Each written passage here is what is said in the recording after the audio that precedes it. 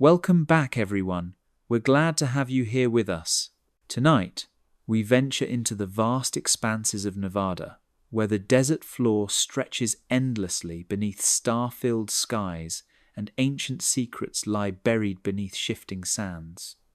This is a land where shadow projects take shape in darkness, where classified experiments unfold far from prying eyes, and where the line between documented history and whispered legend grows thin as desert air.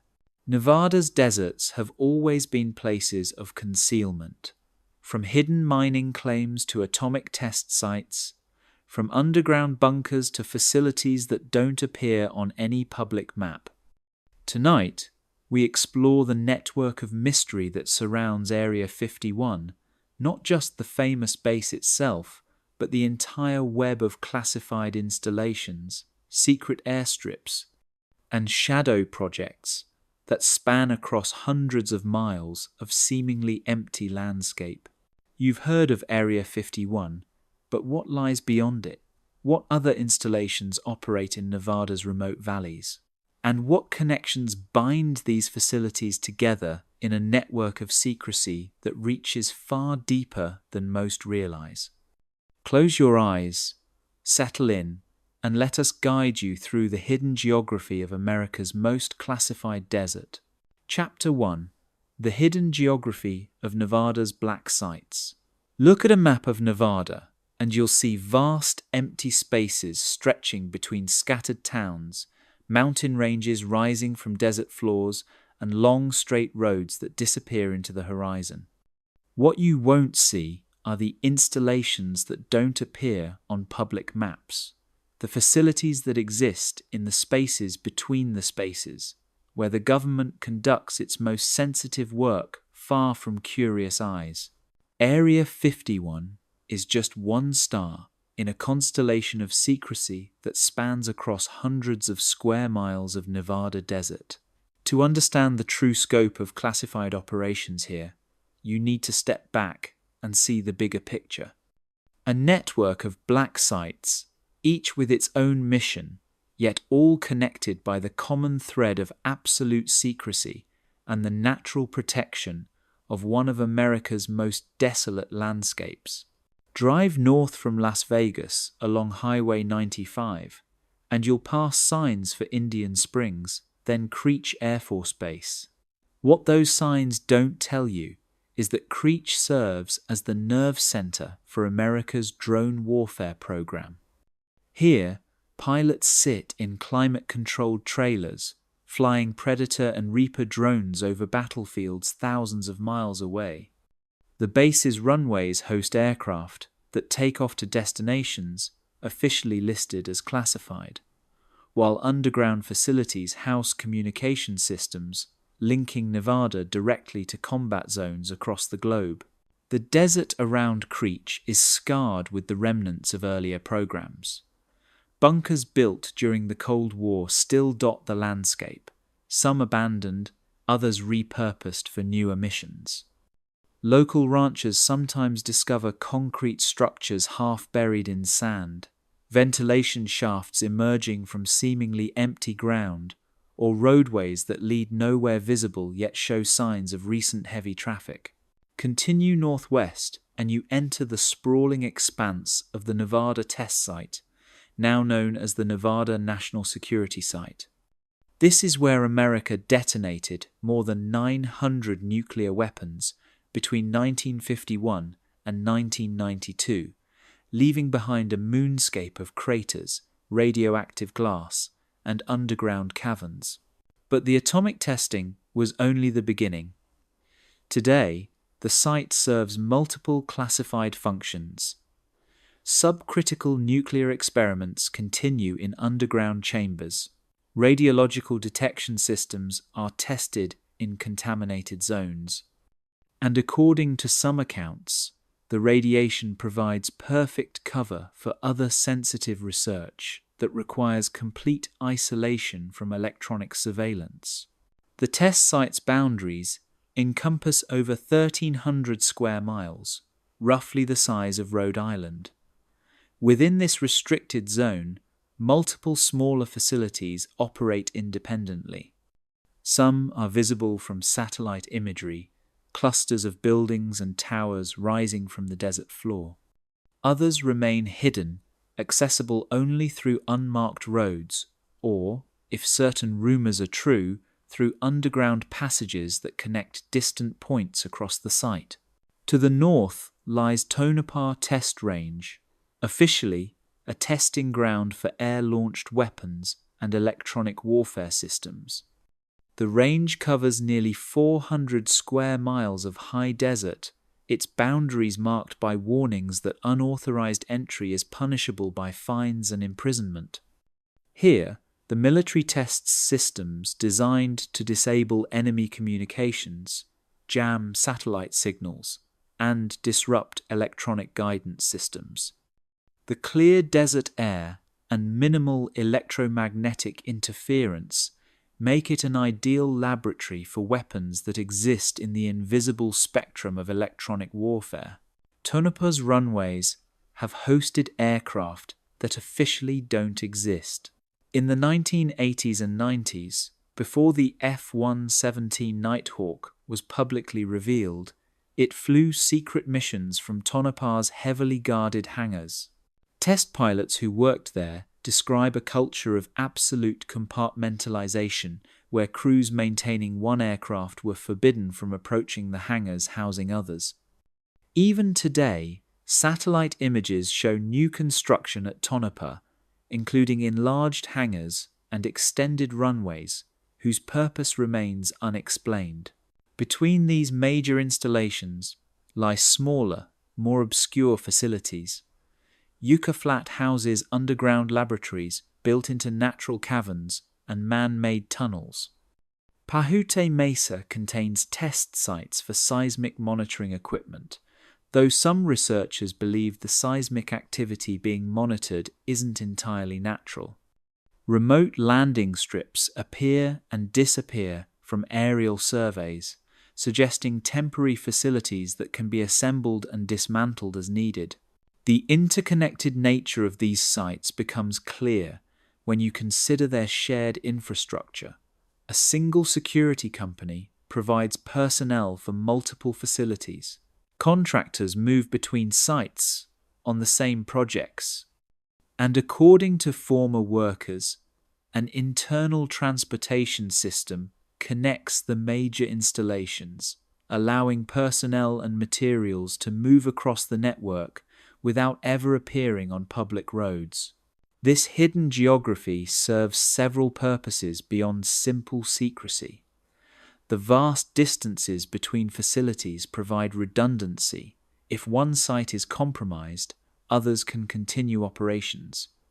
The harsh desert environment tests both equipment and personnel under extreme conditions, and the sparse civilian population means that unusual activities are less likely to be observed or reported.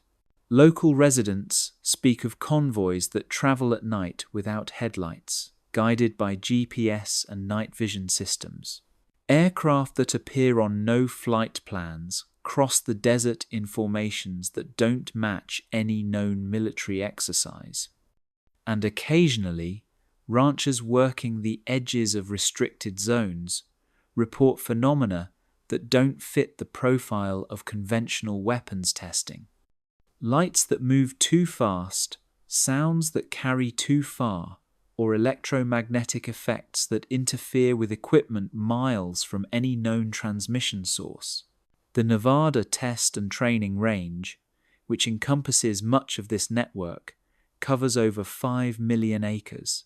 Within its boundaries, the military can test weapons, aircraft, and systems without concern for civilian oversight or foreign observation. The sheer scale makes comprehensive monitoring impossible, even for those with access. Personnel working at one facility may be unaware of activities happening just miles away. Defense contractors have built their own classified installations within this network. Lockheed Martin's Skunk Works maintains facilities for testing advanced aerospace systems. Raytheon operates laboratories for developing electronic warfare technologies. And according to procurement documents that occasionally surface through Freedom of Information Act requests, dozens of smaller companies conduct research for programs whose names and purposes remain classified. What emerges from this hidden geography is a picture of Nevada as America's ultimate testing ground, a place where the most sensitive military research can be conducted in complete isolation, protected by distance, terrain, and an infrastructure of secrecy that has been refined over decades. Whether the projects being tested here involve conventional weapons, advanced aircraft, or something more exotic, the desert provides the perfect laboratory. And in this vast network of classified facilities, Area 51 serves not as an isolated anomaly, but as one component in a much larger system. A system designed to push the boundaries of technology in environments where failure, secrecy, and the truly extraordinary can all be contained within the endless expanse of Nevada's hidden desert. Chapter 2: Project Have Blue and the Stealth Revolution. In the summer of 1977, something unprecedented took to the skies above Nevada's desert. It was angular, where aircraft were curved, flat, where they were rounded, and composed of surfaces that seemed to bend light itself. To radar operators, it barely existed. To the naked eye, it looked like nothing that should be able to fly. This was Have Blue, the experimental aircraft that would revolutionize aerial warfare and establish Nevada as the birthplace of stealth technology. The story begins not in the desert, but in the offices of the Defense Advanced Research Projects Agency in the early 1970s. Military planners had grown frustrated with the increasing sophistication of Soviet air defense systems. American aircraft, no matter how fast or well armed, were becoming vulnerable to missiles guided by ever more sensitive radar. The solution wasn't to fly faster or higher, but to become invisible. At Lockheed's secretive Skunk Works division in Burbank, California, a team of engineers led by Ben Rich began working on what seemed impossible. They sought to design an aircraft that could slip past radar undetected, not through electronic jamming or speed, but by shaping the aircraft itself to scatter radar waves away from their source.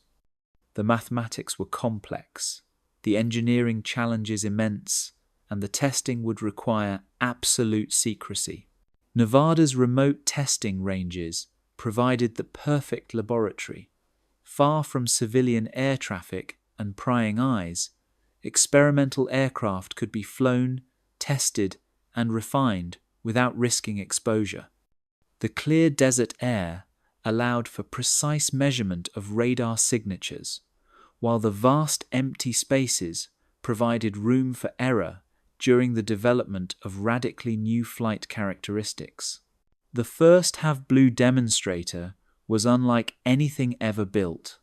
Its faceted surfaces gave it the appearance of a geometric sculpture rather than an aircraft. Every angle was calculated to deflect radar energy, creating what engineers called a stealth signature so small that the aircraft appeared on screens as little more than a bird or a patch of weather. To achieve this invisibility, conventional aerodynamics were sacrificed. The aircraft was inherently unstable, requiring constant computer corrections to remain airborne. Test flights began at Area 51 in the winter of 1977. The first pilot to fly, Have Blue described the experience as piloting a barely controlled experiment. The aircraft wanted to tumble, to spin, to fall from the sky. Only the constant intervention of fly-by-wire computers kept it stable enough to demonstrate its revolutionary stealth capabilities. Even then, early flights were limited to straight lines and gentle turns, pushing the boundaries of what the experimental flight control systems could handle. Security around the Have Blue program was unprecedented, even by Nevada standards. Test flights occurred only at night or during dawn and dusk hours, when the aircraft would be difficult to observe from distant ridges. Pilots and ground crews were confined to the base for the duration of their assignments. Even within Lockheed, engineers working on different components of the aircraft were forbidden from discussing their work with colleagues on other aspects of the program. The revolutionary radar-absorbing materials that coated Have Blue's surfaces were themselves classified technologies. Developed in laboratories far from Nevada, these materials had to be transported to the test site under conditions of extreme secrecy. Some accounts describe the coatings as containing exotic composites that had never been used in aircraft construction, substances that absorbed electromagnetic energy across multiple frequencies while remaining light enough for flight. As Have Blue proved the viability of stealth technology, plans began for an operational aircraft. What would become the F-117 Nighthawk emerged from lessons learned during those early test flights over the Nevada desert. The operational aircraft retained Have Blue's faceted design, but incorporated improvements in stability, range, and payload capacity. The development of the F-117 took place simultaneously at multiple Nevada locations. While the aircraft itself was tested at Area 51, weapons systems were evaluated at Tonopah Test Range. Electronic warfare capabilities were refined at other classified facilities across the network. This distributed approach ensured that no single location held all the secrets of stealth technology, providing security through compartmentalization. Test pilots who flew the early stealth aircraft describe a learning process unlike anything in aviation history. Conventional pilot training emphasized smooth, predictable flight characteristics. Stealth aircraft demanded adaptation to machines that flew on the edge of controllability, saved from disaster only by computer systems that made hundreds of adjustments per second. One pilot recalled that flying the F-117 felt like balancing on a knife's edge, where the slightest mistake could send the aircraft into an unrecoverable spin. The Nevada testing environment proved crucial not just for aerodynamic development, but for operational training. Pilots had to learn to fly aircraft that looked nothing like conventional jets on radar screens. Ground controllers had to adapt to tracking aircraft that appeared and disappeared from their displays, seemingly at random.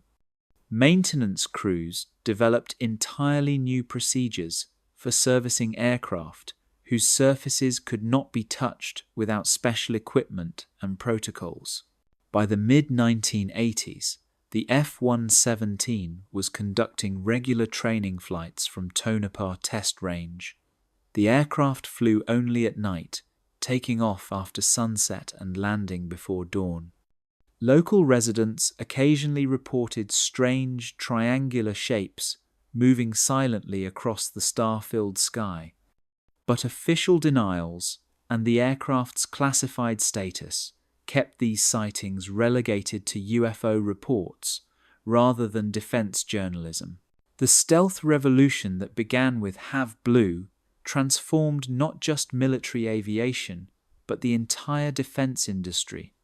Nevada became the center of a new kind of aerospace development, where the traditional rules of aerodynamics were abandoned in favor of electromagnetic invisibility.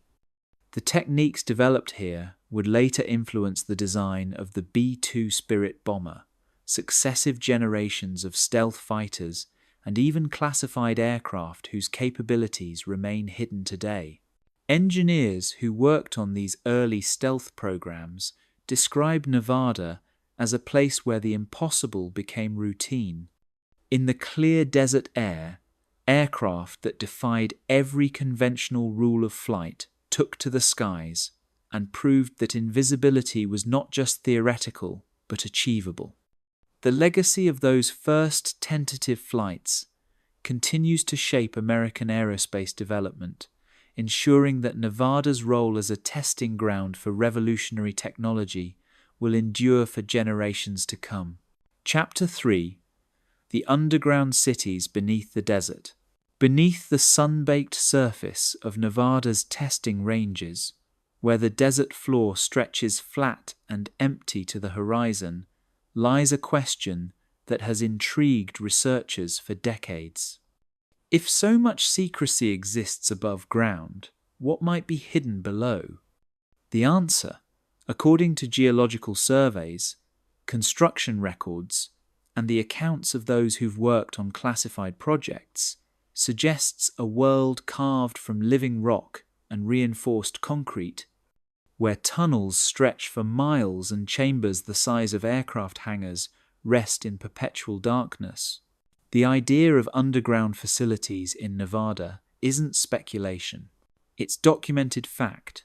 The Nevada test site alone contains hundreds of underground chambers created by nuclear testing, artificial caverns blasted from solid rock and left behind when atomic fire cooled. But these known spaces represent only the beginning.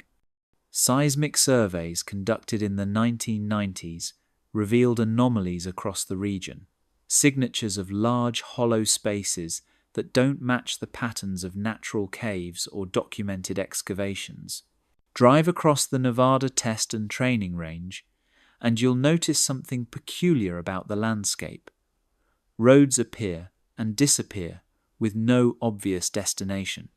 Concrete structures emerge from hillsides, their purposes unmarked and their entrances sealed.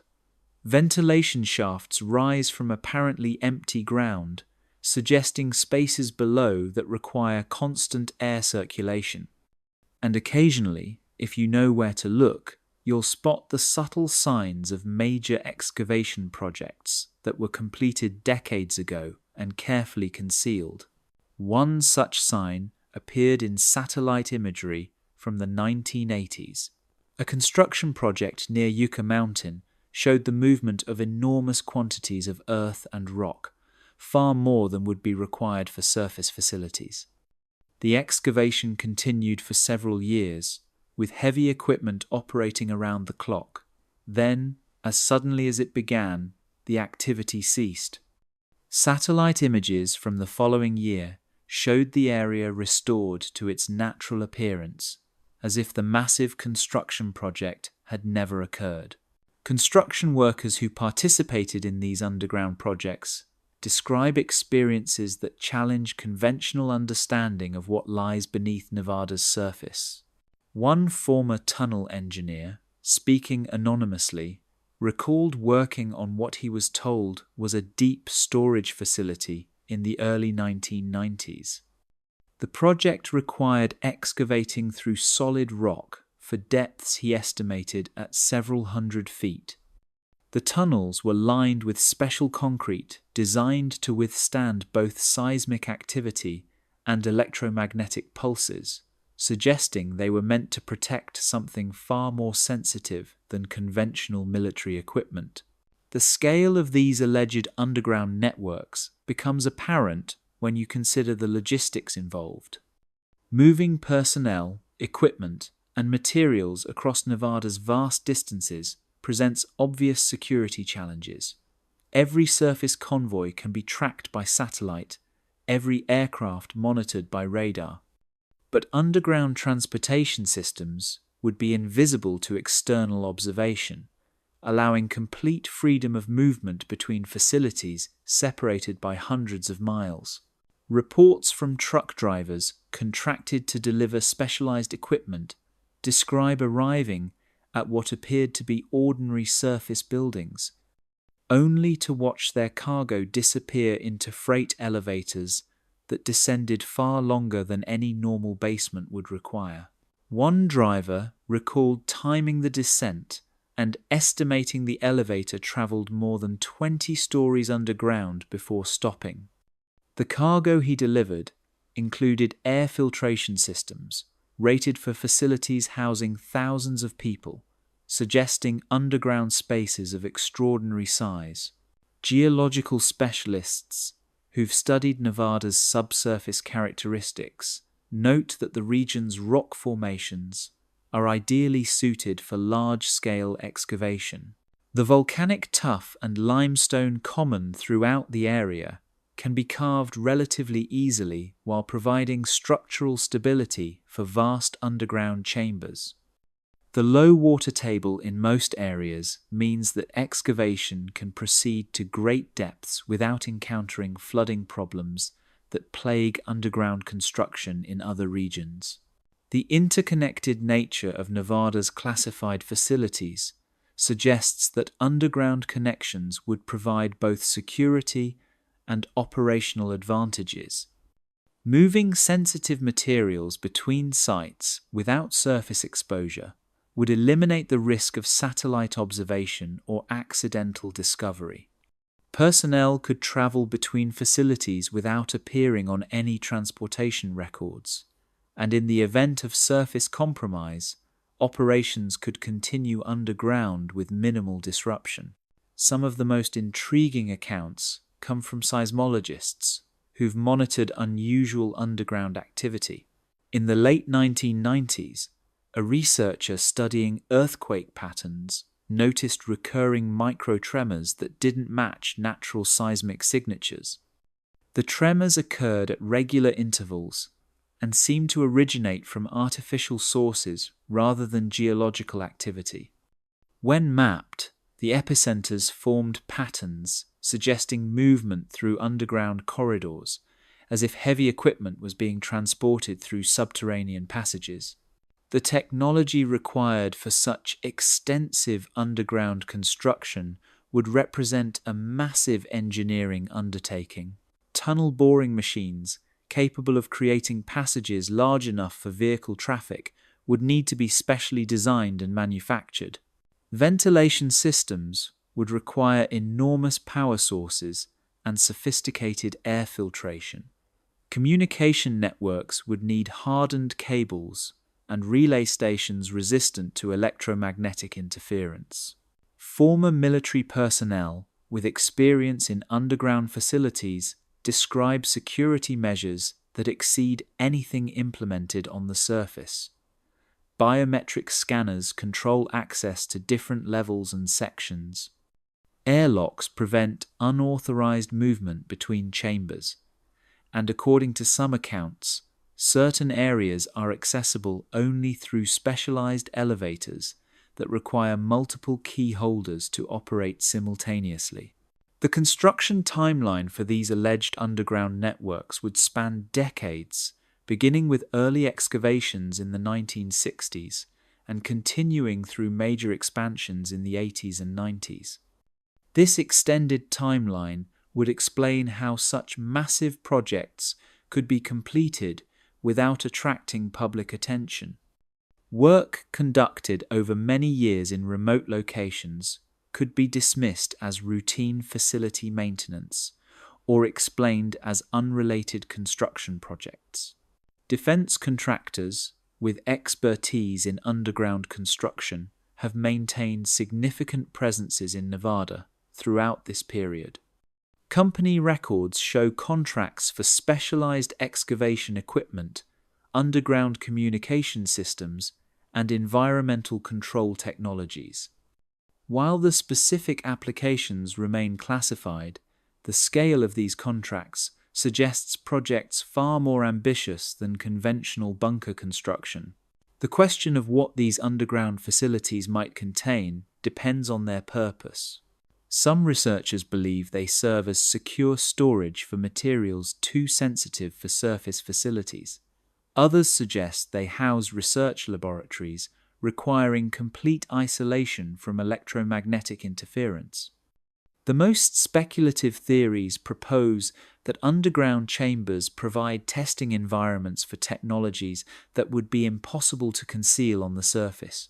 Whatever their purpose, the evidence for extensive underground construction in Nevada continues to accumulate. Geological surveys reveal unexplained cavities. Construction records document massive excavation projects. And the accounts of those who've worked on classified underground projects paint a picture of a hidden world carved from desert rock, where America's most sensitive research continues in spaces that officially don't exist. In the darkness below Nevada's testing ranges, where no satellite can penetrate and no unauthorized observer can venture, the future of classified technology may be taking shape in chambers that dwarf the surface facilities above them. Chapter 4: Aurora and the Hypersonic Mystery. In the pre-dawn darkness of a March morning in 1990, residents of the small Nevada town of Rachel were awakened by a sound unlike anything they had ever heard. It wasn't the familiar sonic boom of military jets breaking the sound barrier, but something deeper, more sustained, a rolling thunder that seemed to shake the desert floor itself and echo off the surrounding mountains for nearly 30 seconds. When they stepped outside to investigate, some witnesses reported seeing a strange contrail in the eastern sky, not the thin white line left by conventional aircraft, but a distinctive pattern of segments and gaps, as if something had punched holes through the atmosphere itself. This was one of many encounters that would fuel speculation about Aurora, perhaps the most legendary aircraft never officially acknowledged by the United States government. If it exists, Aurora represents the culmination of hypersonic research, an aircraft capable of speeds that dwarf even the fastest spy planes. If it doesn't, then the atmospheric phenomena witnessed across Nevada for more than 3 decades remain among the most persistent, unexplained mysteries in aerospace history. The story of Aurora begins with the retirement of the SR-71 Blackbird in 1990. Aviation experts found it difficult to believe that the United States would abandon its strategic reconnaissance capabilities without a replacement already in development. Budget documents from the late 1980s included references to classified programs with exotic code names and astronomical funding levels.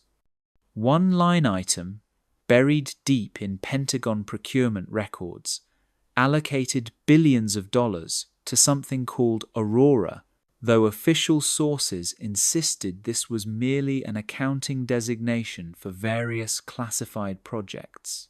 The first credible sightings of unusual aircraft over Nevada began appearing in the early 1990s. Unlike the UFO reports that had circulated for decades, these accounts came from aviation professionals, former military personnel, and aerospace engineers who understood the performance characteristics of known aircraft. What they described didn't match anything in the public inventory. Objects moving at velocities that seemed to approach or exceed Mach 6, turning at angles that should have torn conventional aircraft apart, and producing acoustic signatures that suggested entirely new forms of propulsion. The contrail patterns became Aurora's most distinctive signature. Conventional jet engines produce continuous exhaust trails, but witnesses across Nevada reported seeing segmented contrails that looked like strings of donuts or chains of overlapping circles. Atmospheric physicists studying photographs of these trails suggested they could result from pulse detonation engines, a theoretical propulsion system that creates thrust through rapid, controlled explosions rather than continuous combustion. Such engines would be ideal for hypersonic flight, providing the efficiency needed for sustained flight at extreme velocities. Sonic boom patterns provided another clue to Aurora's alleged capabilities. Traditional aircraft create a single pressure wave when breaking the sound barrier, producing the characteristic double crack of a sonic boom. But residents near Nevada's testing ranges reported hearing extended rumbling sounds, sometimes lasting 20 or 30 seconds, that suggested something moving much faster and larger than conventional jets. Acoustic analysis of recorded booms indicated source velocities potentially exceeding Mach 5, well beyond the capabilities of acknowledged aircraft. The geographic pattern of aurora sightings concentrated around Nevada's network of classified facilities, but extended far beyond. Reports came from the North Sea, where oil rig workers described seeing triangular objects moving at impossible speeds. Similar accounts emerged from the Pacific, where ship crews reported hypersonic aircraft conducting what appeared to be transcontinental test flights. If accurate, these sightings suggested an aircraft capable of reaching any point on Earth within hours, fundamentally changing the nature of strategic reconnaissance and power projection. Former Lockheed engineers who worked on classified programs have offered tantalizing hints about hypersonic research conducted in Nevada during the 1980s and 90s. Speaking anonymously, they described wind tunnel tests of vehicles designed for velocities approaching Mach 8, thermal protection systems capable of withstanding temperatures that would melt conventional aircraft, and propulsion concepts that combined elements of rocket and jet technology. While they stopped short of confirming Aurora's existence, their accounts suggested that hypersonic flight was not just theoretical, but actively pursued in the deepest levels of the black budget. The challenges of hypersonic flight help explain why such a program would require Nevada's unique testing environment. At velocities exceeding Mach 5, atmospheric friction generates temperatures hot enough to melt steel. The aircraft must be constructed from exotic materials and designed with cooling systems that can dissipate enormous amounts of heat. Testing such systems requires vast, empty spaces where catastrophic failures won't endanger civilian populations, making Nevada's restricted ranges ideal for hypersonic research. Radar operators at civilian airports occasionally reported tracking objects moving at velocities that exceeded their equipment's measurement capabilities. One air traffic controller at Los Angeles International Airport described watching a target cross his entire screen in less than 2 seconds, indicating a speed approaching Mach 7. When he requested identification from military controllers, he was told the contact was classified and to disregard it from his logs. The connection between Aurora research and current Space Force operations becomes apparent when examining hypersonic weapons development. The technologies required for sustained atmospheric flight at extreme velocities overlap significantly with those needed for hypersonic missiles and spaceplane operations.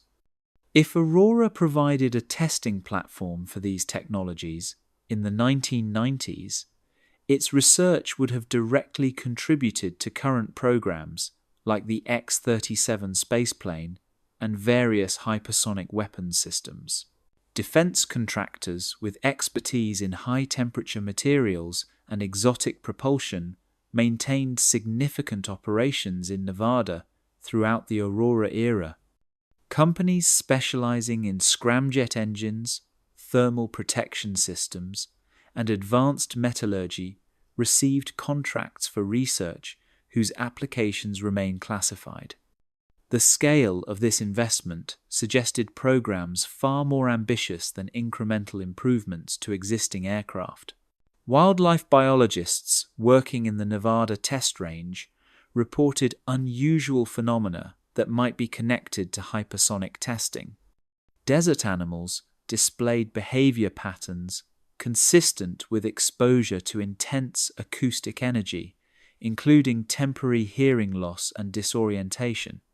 Vegetation in certain areas showed signs of exposure to extreme heat, with patterns suggesting repeated high-temperature events rather than natural phenomena like lightning strikes.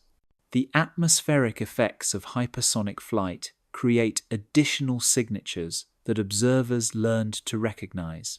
Flights at extreme velocity can create persistent contrails that remain visible for hours, ionization effects that interfere with radio communications, and pressure waves that trigger seismic monitoring equipment across hundreds of miles. Government seismologists occasionally recorded events that matched the acoustic signatures of hypersonic flight rather than natural seismic activity. As the 21st century progressed, aurora sightings became less frequent, leading some researchers to conclude that the program had either been cancelled or evolved into other projects. However, the emergence of publicly acknowledged hypersonic weapons programs suggests that research continued, possibly under different designations or at different facilities.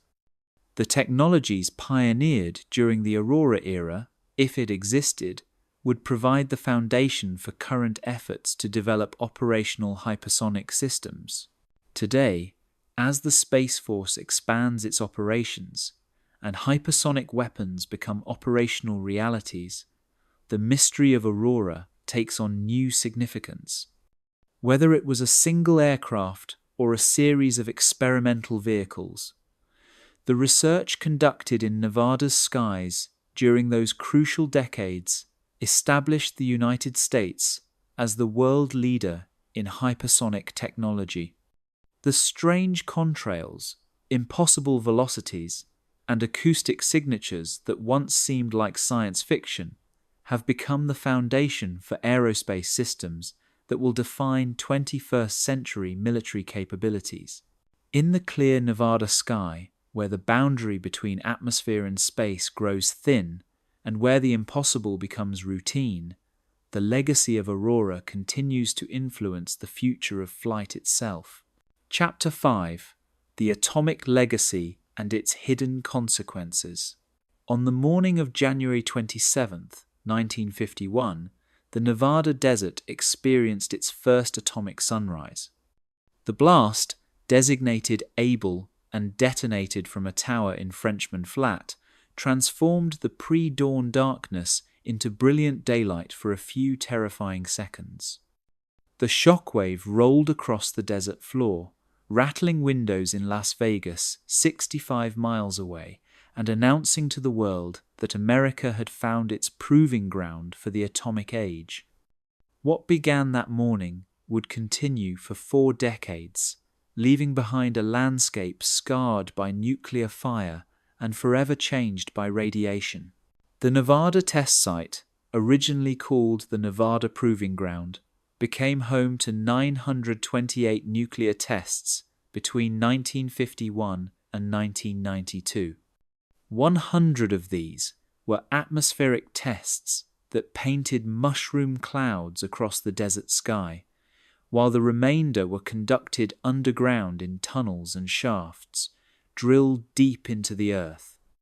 Each detonation left its mark on the landscape, creating craters that remain visible today and contaminating vast areas with radioactive fallout that will persist for thousands of years. But the atomic testing program did more than scar the landscape.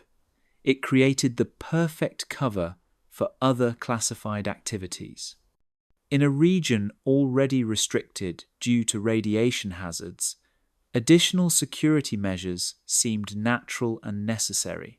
Personnel working in contaminated areas required special clearances, protective equipment, and medical monitoring. The same protocols that protected atomic researchers could easily be extended to those working on other sensitive projects, creating layers of secrecy that persist long after the last nuclear test. The underground chambers, created by nuclear testing, provided ready-made facilities for classified storage and research. Caverns blasted from solid rock by atomic fire offered radiation-shielded environments that were naturally protected from electromagnetic interference. These spaces, already contaminated and off-limits to unauthorized personnel, could house sensitive materials and experiments without additional security concerns. Some researchers believe that certain underground nuclear test chambers were later converted into laboratories for studying materials and technologies that required complete isolation from external observation. Dr. Harold Patterson, a radiological safety officer who worked at the test site during the 1960s, described the eerie landscape left behind by atomic testing. Vast areas of the desert were transformed into black glass, called trinitite, where the sand had been fused by nuclear heat. Twisted metal artifacts from test structures jutted from the ground like abstract sculptures, and in the distance, the distinctive double humps of Sedan crater marked where a 104 kiloton device had been detonated to test the feasibility of nuclear excavation for civilian projects. The radiation levels across the test site created zones of varying accessibility that persist today. Some areas remain so contaminated that entry requires full protective gear and strict time limits. Others have been cleaned sufficiently for routine operations, but still require monitoring and special protocols. This patchwork of contamination levels provides natural compartmentalization for sensitive activities, ensuring that different projects can be isolated from each other, both physically and through radiation barriers. Workers at the test site, known as atomic veterans, describe a culture of secrecy that extended far beyond nuclear safety. Personnel were assigned to specific zones and prohibited from discussing their work even with colleagues in other areas. The medical monitoring required for radiation exposure provided cover for tracking individuals involved in classified projects, and the remote location, combined with radiation hazards, meant that unauthorized visitors were virtually impossible. Environmental monitoring equipment installed across the test site to track radioactive contamination also served other purposes. Seismic sensors, designed to measure underground nuclear tests, could detect any unusual activity across the region. Atmospheric monitoring stations that tracked radioactive fallout were equally capable of detecting chemical traces from experimental propulsion systems or exotic materials. The extensive sensor network created for nuclear safety provided comprehensive surveillance capabilities that extended far beyond their original purpose. The connection between atomic testing and aerospace development became apparent in the 1950s when nuclear-powered aircraft programs moved to Nevada. Project NEPA and later ANP, the Aircraft Nuclear Propulsion Program, sought to develop bombers powered by atomic reactors. While these programs were eventually cancelled, they established Nevada as a center for testing experimental propulsion systems that posed radiation hazards. The infrastructure and expertise developed for nuclear aircraft research could easily be adapted for other exotic propulsion concepts. Former test site workers describe encountering classified projects that seemed unrelated to nuclear testing, but took advantage of the site's unique security and isolation. One radiation technician recalled being assigned to monitor areas where no nuclear tests had occurred, but which showed signs of unusual electromagnetic activity. Another described transport convoys carrying sealed containers through contaminated zones, where the radiation levels provided natural protection against unauthorized observation or electronic surveillance. The psychological impact of working in an irradiated landscape cannot be underestimated. Atomic veterans describe a heightened awareness of invisible dangers, constant monitoring for contamination, and the knowledge that they were surrounded by forces that could kill without warning. This environment created a workforce already conditioned to accept extraordinary security measures and unusual working conditions. Personnel who could function in radioactive zones were unlikely to question other aspects of their assignments that might seem strange or secretive. Underground facilities at the test site benefit from natural radiation shielding that makes them ideal for sensitive electronic equipment and classified research. The layers of rock and residual contamination provide protection from electromagnetic surveillance and signals intelligence gathering. Communications equipment operating in these shielded environments would be virtually impossible to monitor from outside sources, ensuring complete security for classified communications and data processing. The Medical Monitoring Program for Atomic Veterans created a database of personnel with security clearances and documented health histories. These individuals, already cleared for work in hazardous environments, formed a ready workforce for other classified projects requiring similar security measures and risk tolerance. Some researchers believe that atomic veterans were specifically recruited for aerospace and defense projects that required both security clearances and experience with dangerous materials. Testing of nuclear weapons required sophisticated diagnostic equipment and measurement techniques that found applications in other classified research. High-speed cameras, radiation detectors, and pressure sensors developed for atomic tests could be used to study experimental aircraft, exotic materials, or unusual phenomena. The technical expertise developed for nuclear testing provided the foundation for analyzing any technology that produced unusual signatures or required specialized instrumentation.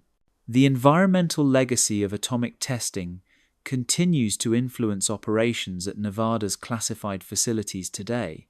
Radioactive contamination serves as a permanent security barrier, ensuring that certain areas remain off-limits to unauthorized personnel. The ongoing environmental monitoring provides cover for surveillance activities that extend beyond radiation safety, and the network of restricted zones created by nuclear testing offers multiple locations for sensitive research that requires complete isolation. As cleanup efforts at the test site continue, environmental contractors working in contaminated areas occasionally report encountering facilities or equipment that don't match historical records of nuclear testing. Some describe finding underground chambers that appear too sophisticated for nuclear test purposes, or encountering electromagnetic signatures that suggest active electronic equipment in supposedly abandoned areas. These anomalies hint at ongoing classified activities that take advantage of the radiation barriers left behind by atomic testing. The atomic legacy of Nevada serves multiple purposes in the modern era of classified research. The contaminated landscape provides natural security barriers. The environmental monitoring infrastructure offers comprehensive surveillance capabilities. And the culture of secrecy established during the nuclear testing era continues to protect activities that may have little connection to atomic weapons. In the irradiated silence of the Nevada desert, where Geiger counters still click warnings of invisible danger, the atomic age created more than craters and contamination. It established a landscape where the most sensitive research could be conducted behind barriers of radiation and time, protected by the lasting consequences of nuclear fire. Chapter 6: Satellite Hunters and Electronic Warfare Testing. On a clear October night in 1985, amateur radio operators across the western United States reported something extraordinary. For approximately 15 minutes, communications satellites orbiting overhead went silent one by one, their signals cutting out in a pattern that moved across the sky like an invisible wave. The disruption began over Nevada and spread outward, affecting commercial communications, weather satellites, and even some military frequencies. Then, as suddenly as it began, the interference ceased and normal satellite operations resumed. No official explanation was ever provided, but the incident marked one of the first public hints of Nevada's role in developing weapons designed to fight wars in space. The clear desert skies above Nevada provide ideal conditions for testing technologies that exist at the intersection of Earth and space. With minimal atmospheric interference, low humidity, and vast restricted airspace, the region offers perfect laboratory conditions for experimenting with directed energy weapons, electromagnetic pulse systems, and anti-satellite technologies. Here, in facilities scattered across hundreds of square miles of empty desert, researchers have spent decades developing the tools to disable enemy satellites, disrupt communications networks, and wage electronic warfare on a global scale. The origins of Nevada's electronic warfare programs trace back to the early days of the Cold War, when military planners recognized that future conflicts would be fought as much in the electromagnetic spectrum as on traditional battlefields. As the Soviet Union launched increasingly sophisticated satellites for reconnaissance and communication, American defense officials realized they needed weapons capable of neutralizing these space-based assets. Nevada's remote location and existing security infrastructure made it the natural choice for developing such sensitive technologies. Electronic warfare specialists who worked at classified Nevada facilities during the 1980s and 90s describe research environments unlike anything in conventional military settings. Underground laboratories housed powerful transmitters capable of focusing electromagnetic energy with surgical precision.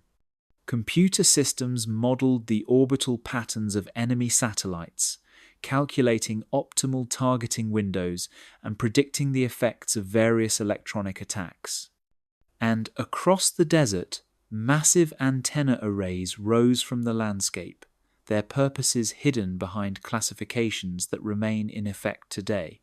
One former signals intelligence officer recalled working on Project 7 Sky, a classified program that allegedly developed methods for temporarily disabling satellite communications without causing permanent damage.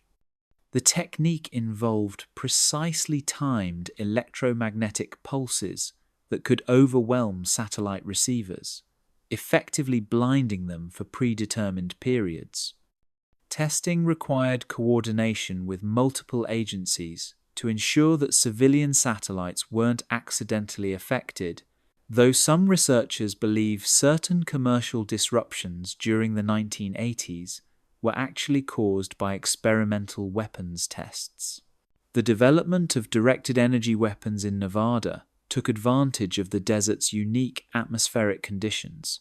The dry air and minimal cloud cover provided clear sight lines to satellites passing overhead, while the sparse population meant that powerful energy beams could be tested without risk to civilian aircraft or ground installations.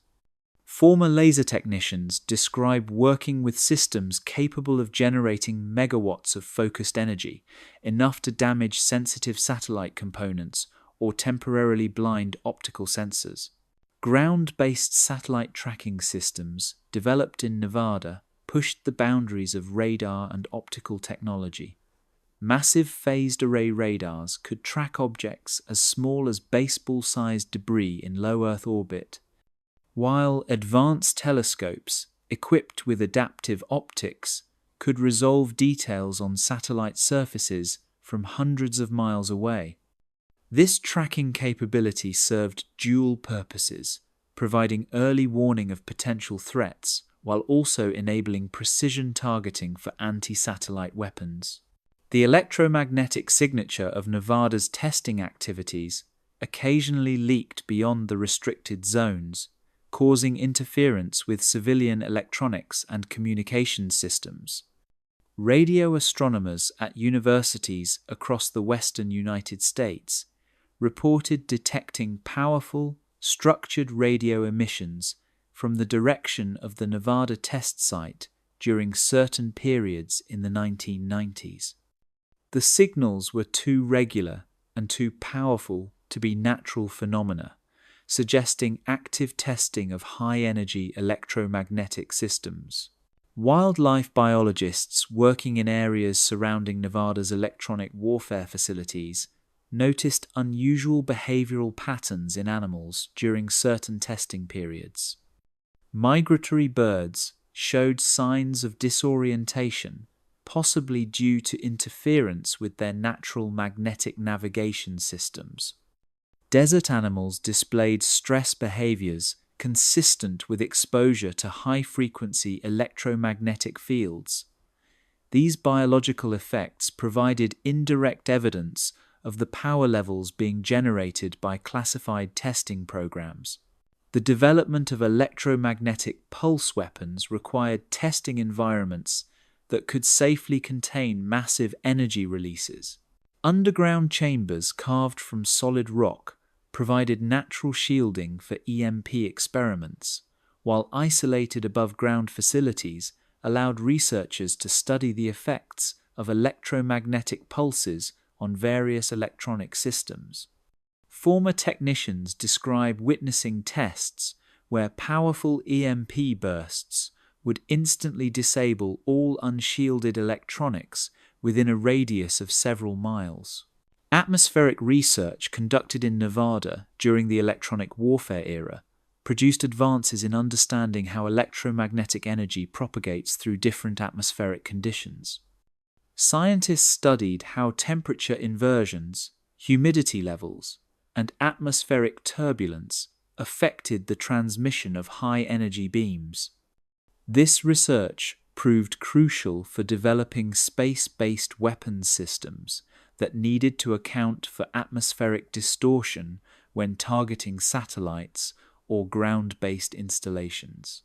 The connection between Nevada's electronic warfare programs and current Space Force operations becomes apparent when examining recent military doctrines emphasizing space as a combat domain. Technologies developed in Nevada's classified facilities during the Cold War era provided the foundation for modern anti-satellite weapons, cyber warfare capabilities, and electronic countermeasures. The institutional knowledge and testing infrastructure established decades ago continue to support current space warfare development.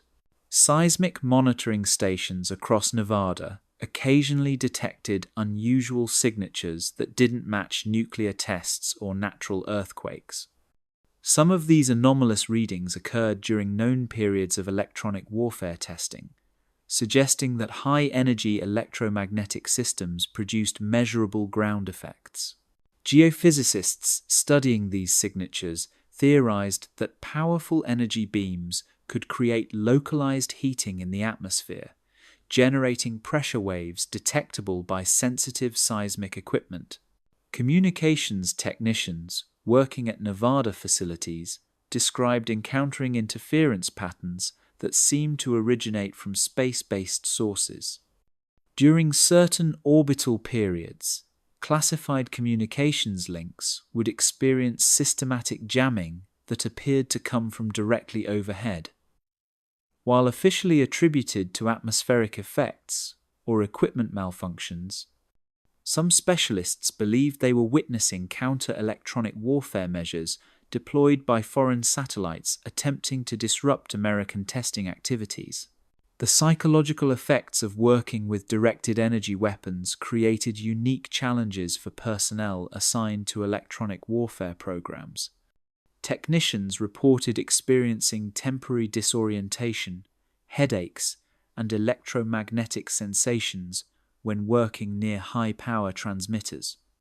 Special medical monitoring programs tracked the health effects of electromagnetic exposure, though the results of these studies remain classified. Modern satellite imagery reveals the continued expansion of electronic warfare facilities across Nevada. New antenna farms appear regularly in remote areas, while existing installations are upgraded with increasingly sophisticated equipment. The proliferation of these facilities suggests that electronic warfare research has accelerated rather than diminished since the end of the Cold War, possibly in response to the growing militarization of space by potential adversaries. The advent of commercial satellite constellations has created new testing opportunities for Nevada's electronic warfare programs. With thousands of civilian satellites now in orbit, researchers can study the effects of electromagnetic interference on a wide variety of systems and configurations. Some observers believe that occasional disruptions to commercial satellite services are actually caused by ongoing testing of anti-satellite technologies at Nevada facilities. Environmental monitoring equipment installed across Nevada's testing ranges serves multiple purposes beyond tracking radioactive contamination. Electromagnetic field sensors can detect the activation of high-power electronic warfare systems, while atmospheric monitoring stations track the effects of directed energy weapons on local weather patterns. This comprehensive sensor network provides real-time feedback for optimizing the performance of space-based weapon systems. As international tensions over space militarization continue to escalate, Nevada's role as a testing ground for anti-satellite weapons becomes increasingly significant. The technologies developed in the desert's classified facilities may determine the outcome of future conflicts fought in the electromagnetic spectrum and the vacuum of space. Here, beneath the endless Nevada sky, researchers continue to push the boundaries of what's possible in electronic warfare, developing weapons systems that can reach any point on Earth or in orbit with the speed of light.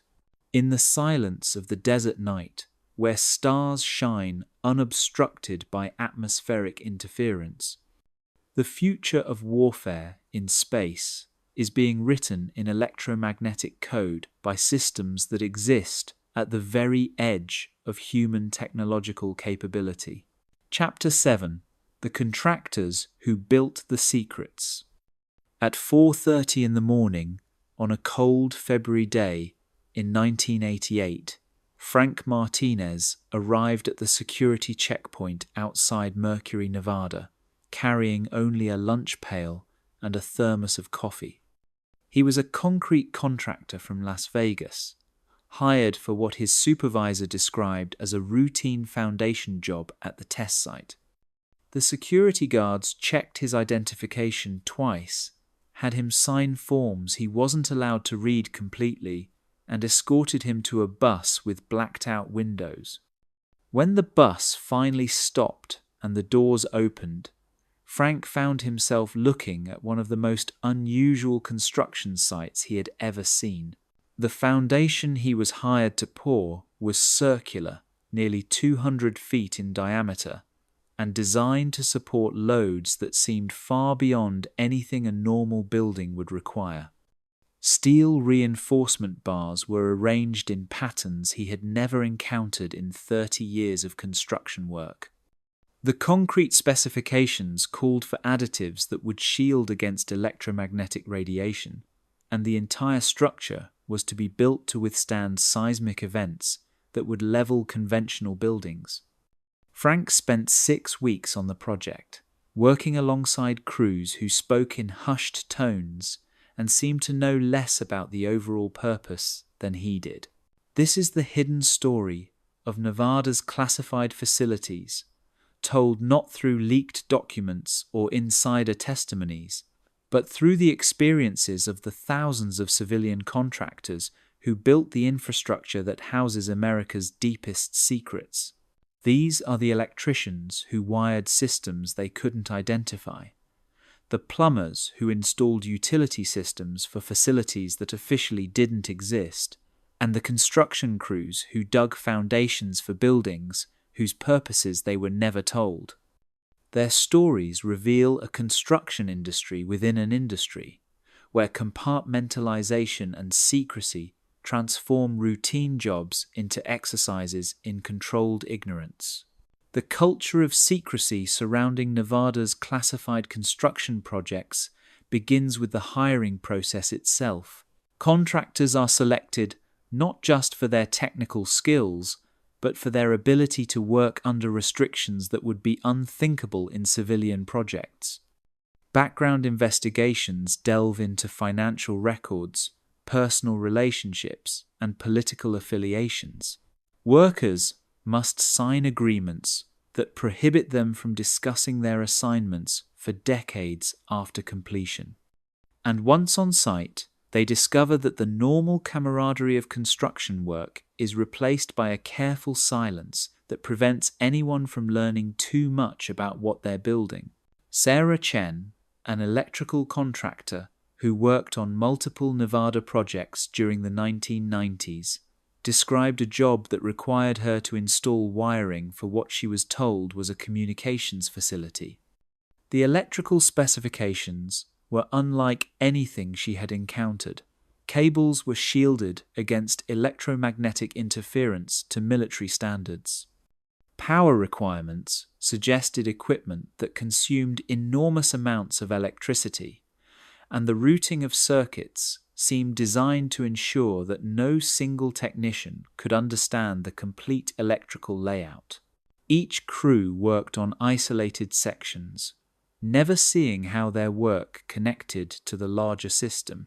The transportation of materials to Nevada's classified sites follows protocols that transform simple deliveries into elaborate security operations. Truck drivers describe arriving at staging areas where their vehicles are inspected, their cargo is transferred to other trucks, and they are escorted away without ever seeing the final destination. Some materials arrive in containers that cannot be opened without special tools, while others are transported in vehicles that block all windows to prevent drivers from observing the landscape.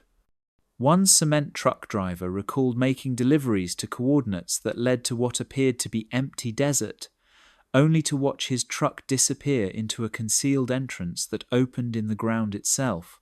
The specialized nature of much classified construction requires contractors with expertise in unusual technologies.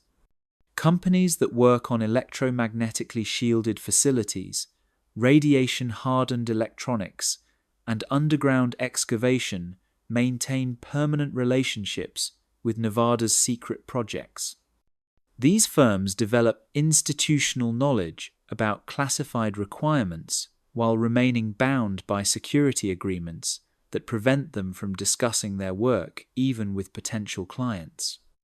The result is a shadow construction industry that operates parallel to normal commercial building, with its own suppliers, subcontractors, and specialized workforce. Equipment installation often proceeds without contractors understanding what they're installing. HVAC technicians describe working on air handling systems designed for facilities housing thousands of people, yet the buildings appear too small to accommodate such populations. Plumbers install drainage systems rated for industrial processes, but never see the equipment that would generate such waste. And telecommunications specialists wire networks with capacity far beyond what the visible facilities would require, suggesting either much larger underground spaces or communication requirements that exceed normal expectations. The psychological impact of working on projects without understanding their purpose creates unique challenges for construction crews. Workers describe feeling disconnected from their usual sense of professional accomplishment. Completing a foundation or installing electrical systems normally provides satisfaction from seeing how individual work contributes to a finished building. But in classified construction, workers often leave projects without knowing what they helped create. Some describe dreams about the unfinished spaces they worked in, wondering what eventually filled the rooms they wired or the foundations they poured. Quality control on classified projects exceeds anything found in civilian construction. Inspectors with security clearances review work at multiple stages, often rejecting installations that would be acceptable in normal buildings. Tolerances are measured to fractions of inches rather than the normal construction standards. And in some cases, completed work is torn out and rebuilt if it doesn't meet specifications that are never fully explained to the contractors doing the installation. This obsessive attention to detail suggests that the facilities being built house equipment or materials that cannot tolerate the slightest deviation from design requirements. Subcontractor relationships on Nevada projects create complex webs of compartmentalized knowledge. Prime contractors coordinate overall construction while knowing little about specific subsystems. Electrical subcontractors wire buildings without understanding their mechanical systems. Mechanical contractors install HVAC without knowing what the electrical systems will power. This fragmentation ensures that no single company or individual develops a complete picture of what's being built, maintaining security through deliberate ignorance. The housing and logistics for workers on remote Nevada projects require elaborate temporary facilities. Contractor camps spring up in the desert, complete with dormitories, dining facilities, and recreation areas. Workers are often required to remain on site for weeks at a time, with strictly controlled access to communications with the outside world. Some describe these camps as having their own internal security forces, separate from the military personnel guarding the construction sites themselves. The isolation serves multiple purposes, maintaining security while creating a controlled environment where workers adapt to the unusual requirements of classified construction. Payment systems for classified construction work often involve complex arrangements designed to obscure the true scope and cost of projects. Contractors may be paid through multiple shell companies, with different aspects of their work billed to separate accounts. Some describe receiving payments that exceed their bids, suggesting that security compliance costs are covered through separate funding streams. Others report working on projects that officially don't exist, with payments coming from accounts that provide no indication of the actual client or project purpose. The maintenance and operation of completed facilities creates ongoing relationships between contractors and Nevada's secret projects. Specialized repair services, equipment upgrades, and facility modifications require workers who understand both the technical requirements and security protocols of classified installations. These long-term relationships create a workforce of contractors who accumulate knowledge about multiple facilities over years or decades. Though security compartmentalization ensures that their understanding remains fragmentary and incomplete.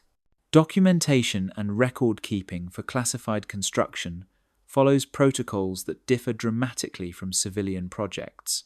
Blueprint libraries are maintained in secure facilities with access limited to essential personnel. As-built drawings may be classified at levels that prevent the original contractors from accessing them. And in some cases, workers report that plans were modified during construction in ways that suggest the original designs were deliberately incomplete or misleading, with critical details added only as work progressed. The environmental impact of classified construction in Nevada creates additional layers of secrecy around seemingly routine activities. Soil samples from construction sites are tested not just for contamination, but for the presence of materials that might indicate what's being built underground. Waste disposal from construction projects follows special protocols, with debris being transported to secure landfills rather than normal commercial sites. Even the concrete trucks and construction equipment are sometimes subjected to decontamination procedures before leaving work sites. As Nevada's classified facilities continue to expand and modernize, the community of contractors who build and maintain these installations grows larger and more specialized. New technologies require new expertise, from quantum communication systems to advanced materials that didn't exist during the original construction boom. Yet the fundamental culture of compartmentalized secrecy remains unchanged, ensuring that those who build tomorrow's secret facilities will understand their work no better than those who built yesterday's mysteries. In the desert silence, where the sound of construction equipment echoes off distant mountains, civilian contractors continue their invisible work, building the infrastructure for projects they may never fully comprehend, creating the foundations upon which America's most sensitive research will rest. Chapter 8: Dulce Base and the New Mexico Connection. In the autumn of 1979, Paul Benowitz, an electronics engineer living in Albuquerque, New Mexico, began detecting unusual radio transmissions from the direction of the Archuleta Mesa near the small town of Dulce. The signals were encrypted, pulsed at regular intervals, and seemed to originate from somewhere beneath the mesa itself.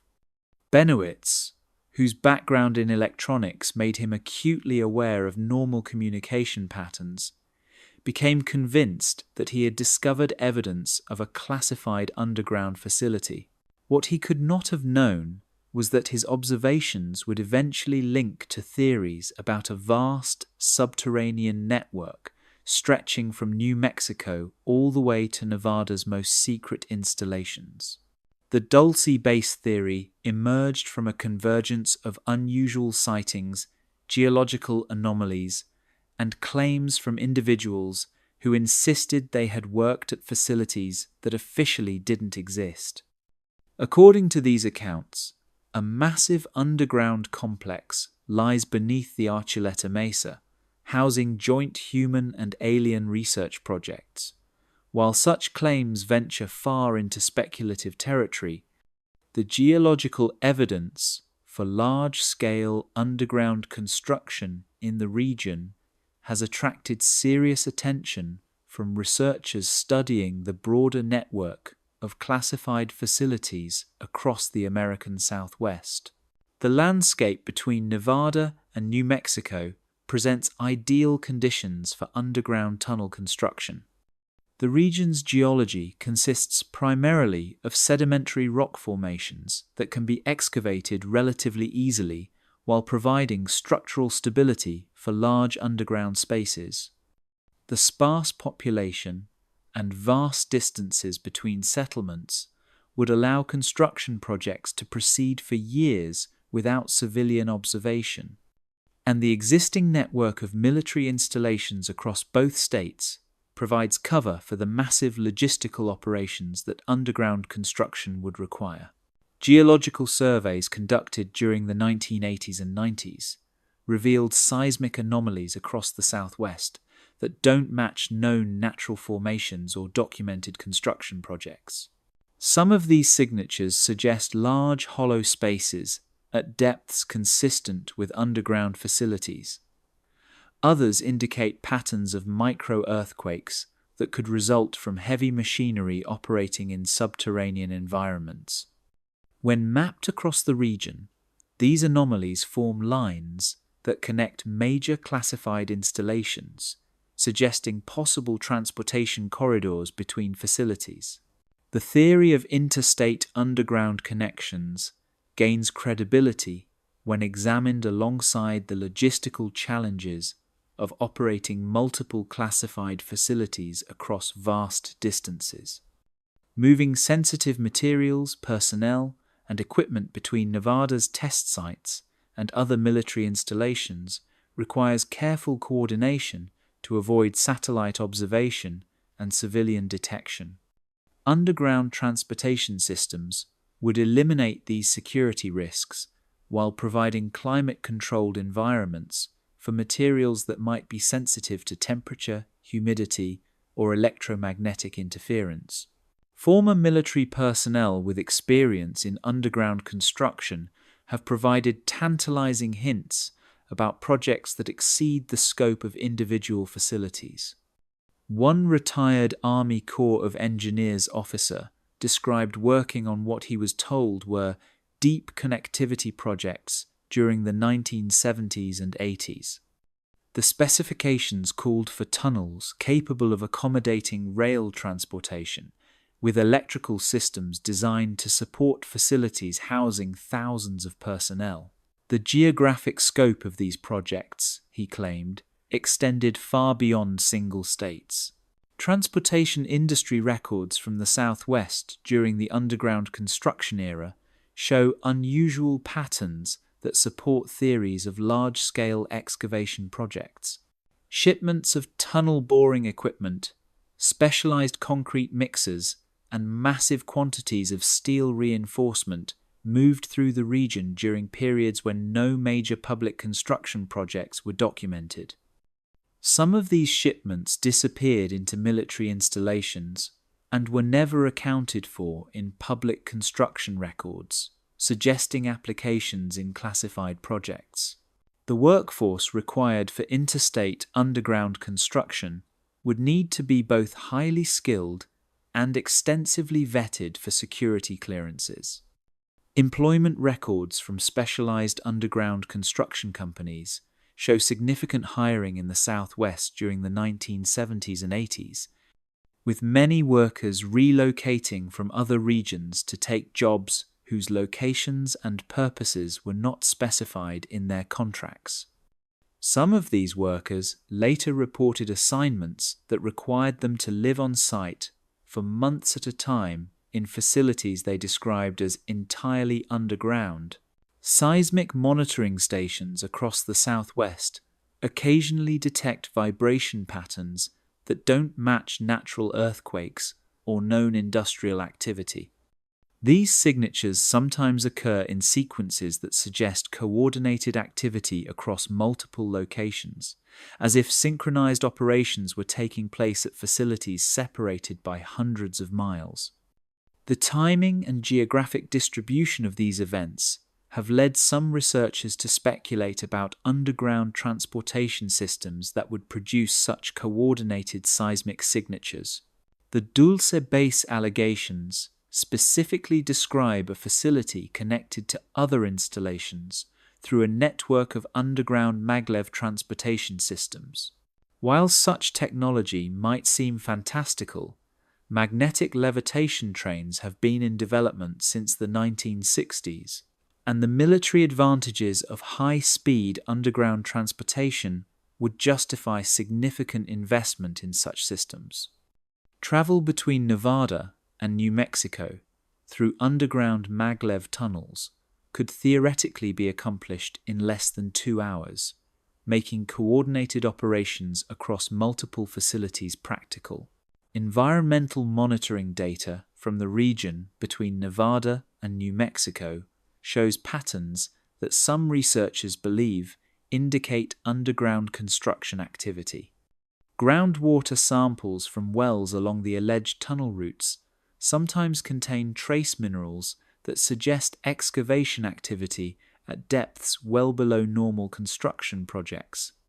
Air quality monitoring stations have detected unusual dust particles during certain periods, with compositions that match materials used in underground construction rather than natural desert erosion. The technological requirements for maintaining long-distance underground tunnel systems would be extraordinary. Ventilation systems would need to circulate air across hundreds of miles of underground space. Communication networks would require hardened cables and relay stations resistant to seismic activity and electromagnetic interference. and power distribution would need redundant systems capable of supporting facilities that officially don't exist on any electrical grid. Defense contractors, with expertise in underground construction, have maintained operations across the Southwest throughout the period when such tunnel systems might have been built. Companies specializing in tunnel boring, underground communications, and subterranean environmental control have received contracts for projects whose locations and purposes remain classified. The geographic distribution of these contracts aligns with theories about underground connections between major classified installations. Some of the most intriguing evidence comes from former security personnel who claim to have worked at facilities with underground connections to other states. These accounts describe arriving at one installation and being transported through underground systems to facilities they couldn't identify from surface landmarks. One former guard described a journey that took several hours through tunnels, ending at a facility that he later realized must have been in a different state based on the travel time and direction. The psychological impact of working in long-distance underground systems creates unique challenges for personnel. Workers describe experiencing disorientation due to the absence of natural light cycles and surface landmarks. Some report difficulty determining their actual location after extended periods underground. And the security protocols for underground transportation often involve sensory deprivation techniques that prevent personnel from learning the geographic layout of the tunnel systems. Modern satellite imagery analysis has identified surface features that might indicate underground construction between Nevada and New Mexico. Patterns of ground subsidence, unusual vegetation growth, and geometric arrangements of surface structures suggest possible underground activity along corridors connecting major military installations. While these features could have natural explanations, their alignment with theoretical tunnel routes has attracted attention from researchers studying classified construction projects. The connection between Nevada's classified facilities and alleged installations in New Mexico represents one of the most ambitious theories about America's hidden infrastructure. Whether such connections exist through underground tunnel systems or other means, the logistics of coordinating classified research across multiple states would require extraordinary security measures and technological capabilities.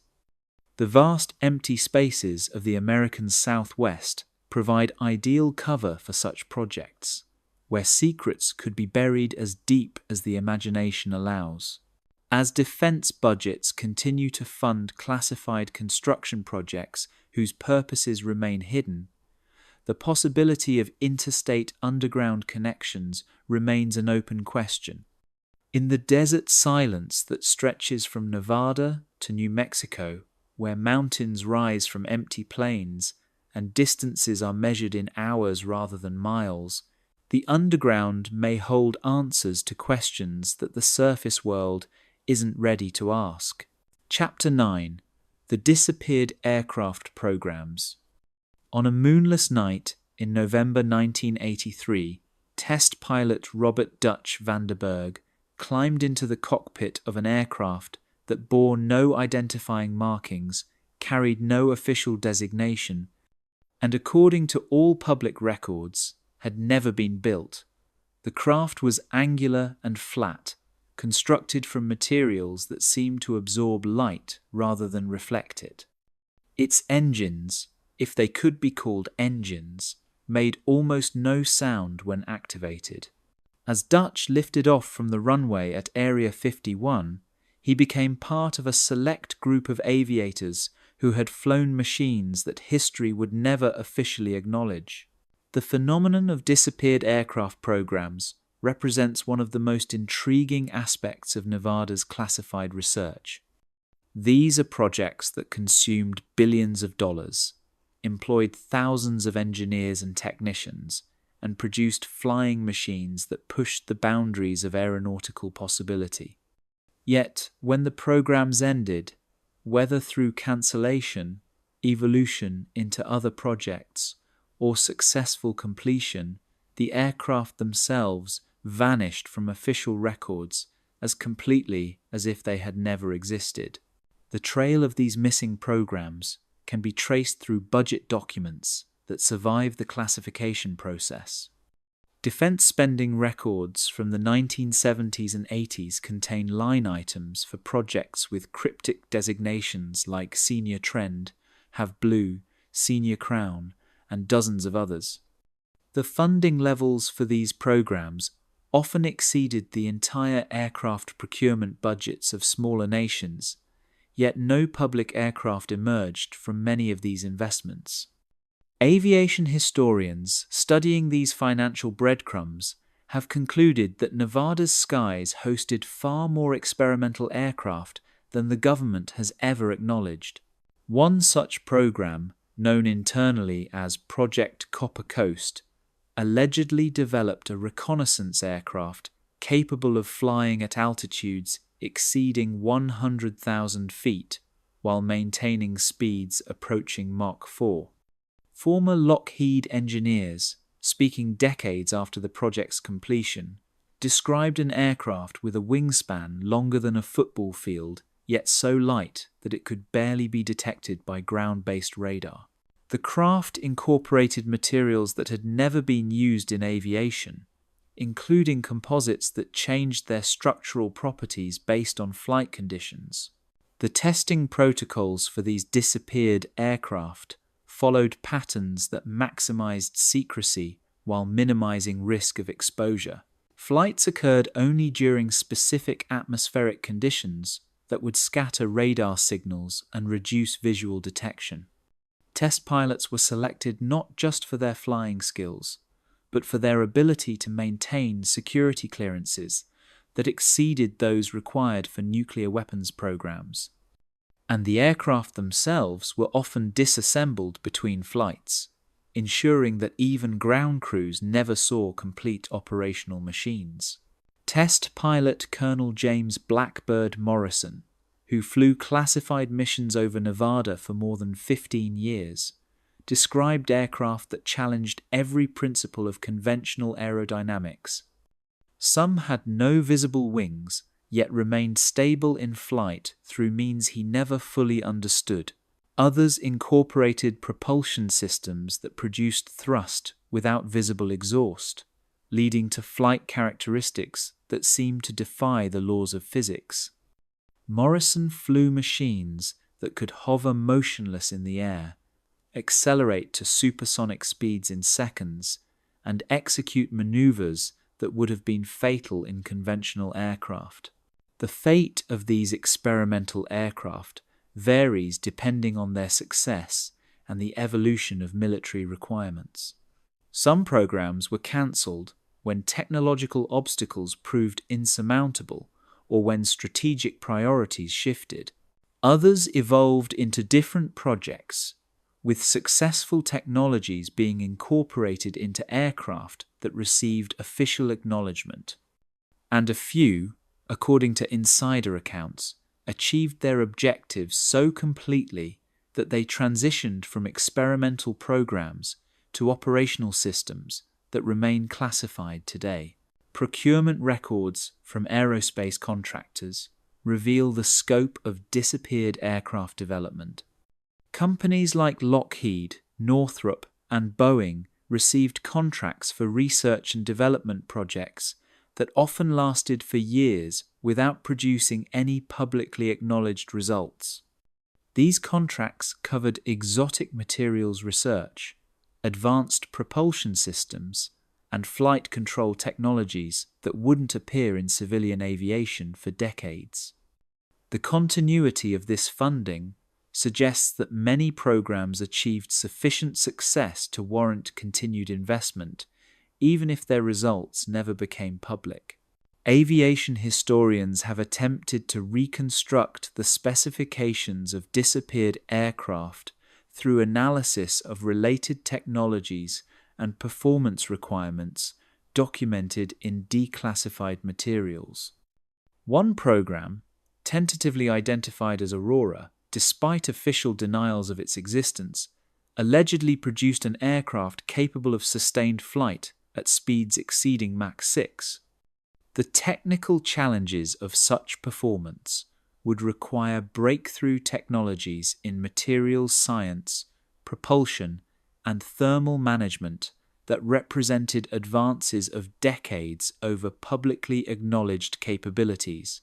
The psychological impact on personnel involved in disappeared aircraft programs creates unique challenges for maintaining operational security. Test pilots describe the disorientation of flying machines whose capabilities exceeded their understanding of aeronautical science. Engineers recall working on components whose functions were not explained and whose integration into complete systems remained mysterious. And support personnel speak of maintaining aircraft that seem to operate on principles fundamentally different from conventional aviation. Maintenance procedures for disappeared aircraft often required specialized facilities and equipment that existed nowhere outside Nevada's classified installations. Hangar environments were climate-controlled to precise specifications, sometimes requiring atmospheric conditions that simulated high-altitude flight or space environments. Repair procedures involved materials and techniques that weren't available through normal aerospace supply chains, requiring dedicated manufacturing facilities that produced components exclusively for classified programs. The testing ranges used for disappeared aircraft experiments extend far beyond the boundaries of Area 51. Flight corridors stretch across Nevada and into other western states, providing room for aircraft to demonstrate capabilities that require vast empty spaces. Some test flights allegedly reached speeds and altitudes that took them to the edge of space, requiring coordination with satellite tracking networks and space surveillance systems to ensure that the experimental craft weren't mistaken for hostile missiles or unknown space objects. Electronic warfare capabilities integrated into disappeared aircraft often exceeded anything found in acknowledged military systems.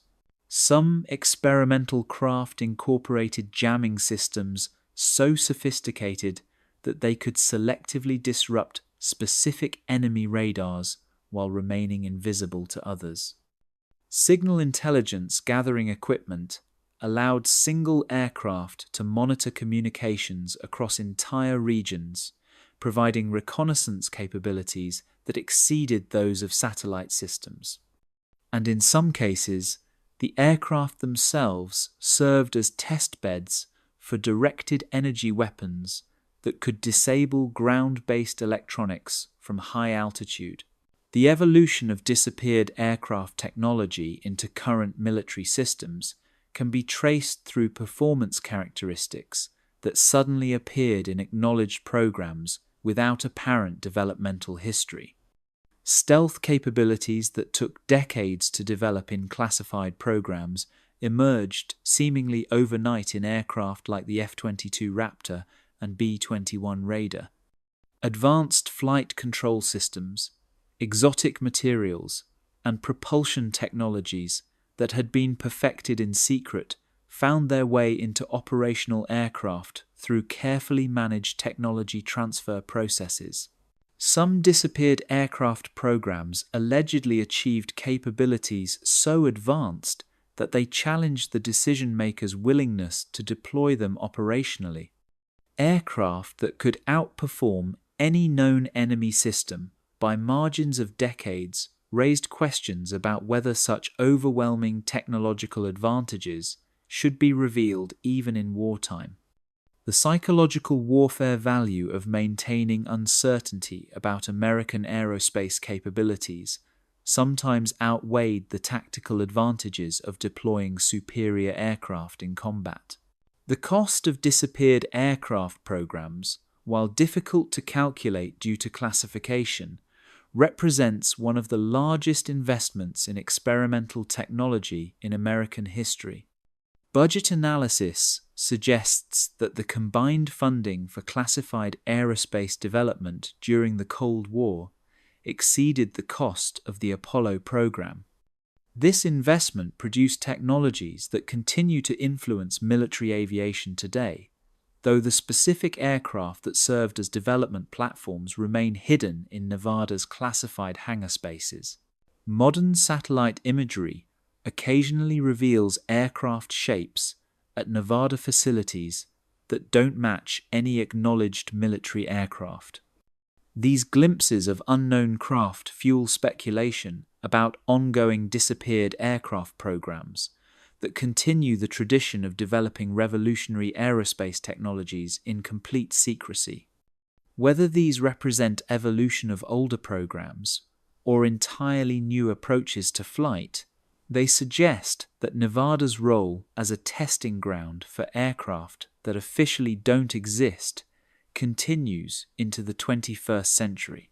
As military aviation moves toward autonomous systems, artificial intelligence integration, and space-capable aircraft, the legacy of Nevada's disappeared aircraft programs provides the technological foundation for advances that may not become public for decades. In the clear desert sky, where the horizon stretches endlessly and where secrets can be tested without observation, the aircraft of tomorrow continue their invisible development, preparing for conflicts that may be fought with weapons that today exist only in the imagination and in the classified hangar spaces of America's most secret testing ground. Chapter 10: Weather Modification and Atmospheric Research. On the morning of July 14, 1992, meteorologist Dr. Sandra Walsh noticed something extraordinary in the weather data from her monitoring station near Tonopah, Nevada. The atmospheric pressure readings showed patterns that defied every model of natural weather formation she had studied in 20 years of desert meteorology. Temperature gradients shifted in geometric patterns across the sky.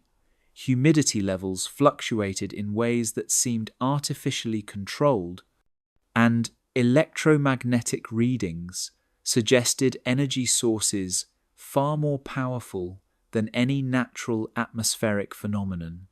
When she requested an explanation from the National Weather Service, she was told that classified military exercises were responsible and that her observations should not be included in any official reports.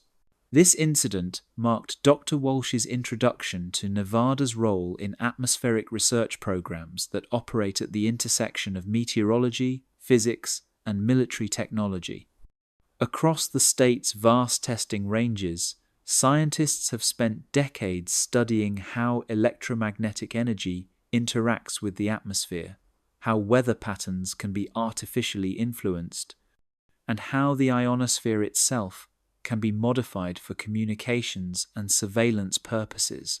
These programs, while rarely acknowledged publicly, represent some of the most ambitious attempts to control the very air above our heads. The theoretical foundation for weather modification research dates back to the early Cold War, when military planners recognized that controlling weather patterns could provide decisive advantages in warfare. The ability to create storms, dissipate clouds, or modify atmospheric conditions over enemy territory would represent a weapon of unprecedented scope. Nevada's clear skies, stable atmospheric conditions, and vast restricted airspace made it an ideal laboratory for testing technologies that required precise measurement of atmospheric effects. Project Storm Fury, officially acknowledged by the government, represented early attempts to modify hurricane behavior through cloud seeding and other techniques. While this program was conducted primarily over the Atlantic Ocean, related research in Nevada focused on the fundamental physics of atmospheric manipulation. Scientists studied how electromagnetic energy could heat specific layers of the atmosphere, how particle injection could modify cloud formation, and how ionospheric disturbances could affect weather patterns hundreds of miles away. The connection between Nevada's atmospheric research and HAARP technology becomes apparent when examining the high-frequency radio transmitters installed across the state's testing ranges during the 1980s and 90s. These powerful antennas, officially described as communication research facilities, generate energy levels capable of heating the ionosphere to temperatures exceeding those found on the surface of the Sunday. The ionospheric heating creates artificial auroras, radio propagation anomalies, and atmospheric disturbances that can be detected by sensitive instruments around the world. Dr. Rebecca Chen, an atmospheric physicist who worked on classified projects at the Nevada test site during the 1990s, described experiments that pushed the boundaries of atmospheric science. Research teams used phased array antennas to focus radio energy on specific points in the ionosphere, creating localized heating that could modify radio wave propagation across continents. The precision of these systems allowed researchers to create artificial communication channels, disrupt enemy radio transmissions, or enhance surveillance capabilities by modifying how electromagnetic signals traveled through the atmosphere. Cloud seeding programs in Nevada have operated continuously since the 1950s, initially focused on increasing precipitation for agricultural purposes. However, classified variants of these programs explored more exotic applications. Weather modification aircraft equipped with specialized dispensing systems could inject particles into cloud formations to suppress precipitation, create artificial fog banks, or modify the electrical properties of storm systems. Some experiments allegedly focused on creating weather conditions that would ground enemy aircraft or disrupt satellite communications. The environmental monitoring equipment installed across Nevada's testing ranges serves dual purposes in atmospheric research programs.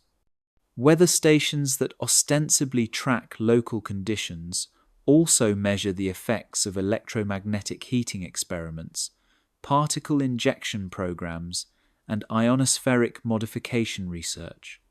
Atmospheric sampling aircraft collect data on chemical compositions, particle distributions, and electromagnetic signatures that reveal the success of weather modification attempts.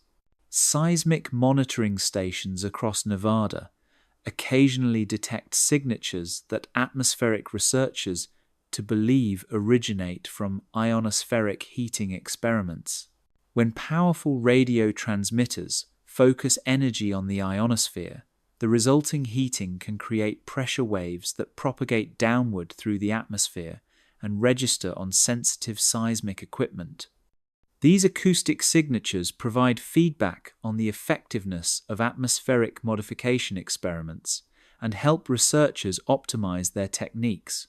The psychological warfare applications of weather modification technology have attracted significant military interest.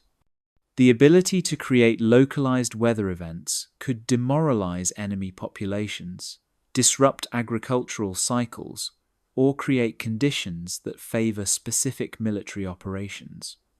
Research in Nevada has allegedly explored how electromagnetic heating could create artificial droughts, how particle injection could modify seasonal weather patterns, and how ionospheric disturbances could affect the psychological well-being of populations exposed to modified electromagnetic environments. Agricultural impacts from Nevada's atmospheric research programs have been documented by farmers and ranchers working near the testing ranges. Some report unusual precipitation patterns, with rain falling from cloudless skies or storms that seem to dissipate instantly when they cross certain geographic boundaries.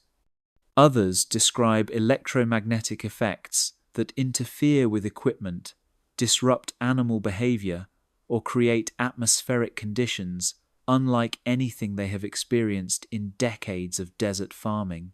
The technology required for large-scale weather modification represents advances in multiple scientific disciplines.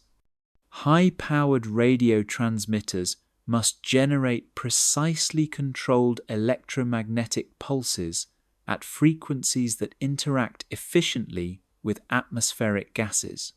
Particle injection systems need aircraft capable of reaching specific altitudes while dispensing materials with extreme accuracy. And monitoring systems must track atmospheric changes across vast geographic areas with sensitivity that can detect the smallest modifications to natural weather patterns. Commercial aviation has occasionally encountered the effects of Nevada's atmospheric research programs. Pilots flying near the testing ranges report radio interference, navigation anomalies, and atmospheric turbulence that doesn't match weather forecasts. Some describe visual phenomena, including artificial auroras at latitudes where they shouldn't occur, and atmospheric electrical displays that seem to follow geometric patterns rather than natural formations. The international implications of weather modification research have created diplomatic challenges that remain largely classified. The ability to modify weather patterns across national boundaries could be interpreted as an act of war, while the global nature of atmospheric systems means that experiments in Nevada could potentially affect weather conditions in other countries. Research programs must balance scientific objectives with international treaties that prohibit the use of environmental modification techniques for hostile purposes. Modern satellite imagery reveals the continued expansion of atmospheric research facilities across Nevada. New antenna arrays appear regularly, while existing installations are upgraded with increasingly powerful transmitters. The proliferation of these facilities suggests that atmospheric modification research has accelerated rather than diminished since the end of the Cold War, possibly in response to climate change concerns or the development of new atmospheric weapons by potential adversaries. The connection between Nevada's weather modification programs and current climate research creates opportunities for dual-use applications. Technologies developed for military weather modification could potentially be adapted for climate change mitigation, while scientific advances in atmospheric physics could enhance military capabilities.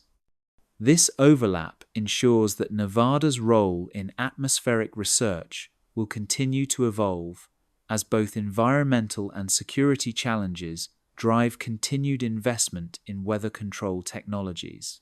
Energy requirements for large-scale atmospheric modification exceed those of most industrial processes. The power needed to heat significant portions of the ionosphere or modify weather patterns across regions requires electrical generation capabilities that approach those of small cities. Nevada's atmospheric research programs have driven advances in portable power generation, energy storage systems, and efficient electromagnetic transmission that have applications far beyond weather modification. As climate change creates new environmental challenges and international tensions over resource availability continue to escalate, Nevada's atmospheric research programs may become increasingly significant. The technologies developed in the desert's classified facilities could determine humanity's ability to adapt to changing environmental conditions, or could provide tools for conflicts fought through environmental manipulation, rather than conventional weapons. In the vast Nevada sky, where clouds form and dissipate according to patterns that may not always be natural, researchers continue to explore the boundaries between scientific possibility and practical application, developing capabilities that could reshape not just local weather, but the global atmospheric systems that sustain life on Earth. Chapter 11: The Psychological Operations Testing Ground. In the spring of 1976, Dr. Margaret Thornton arrived at a remote facility in the Nevada desert to begin what she believed would be a routine psychological evaluation of military personnel. The assignment briefing had been minimal, describing only the need to assess stress responses in isolated environments. But when she reached the compound, hidden among rocky outcroppings 50 miles from the nearest road, she discovered that she would be studying something far more complex than standard military psychology. The facility housed volunteers who had agreed to participate in experiments designed to test the limits of human perception, memory, and decision-making under conditions of extreme sensory manipulation. Nevada's vast empty spaces and natural isolation have made it an ideal laboratory for psychological research programs that require complete separation from external influences.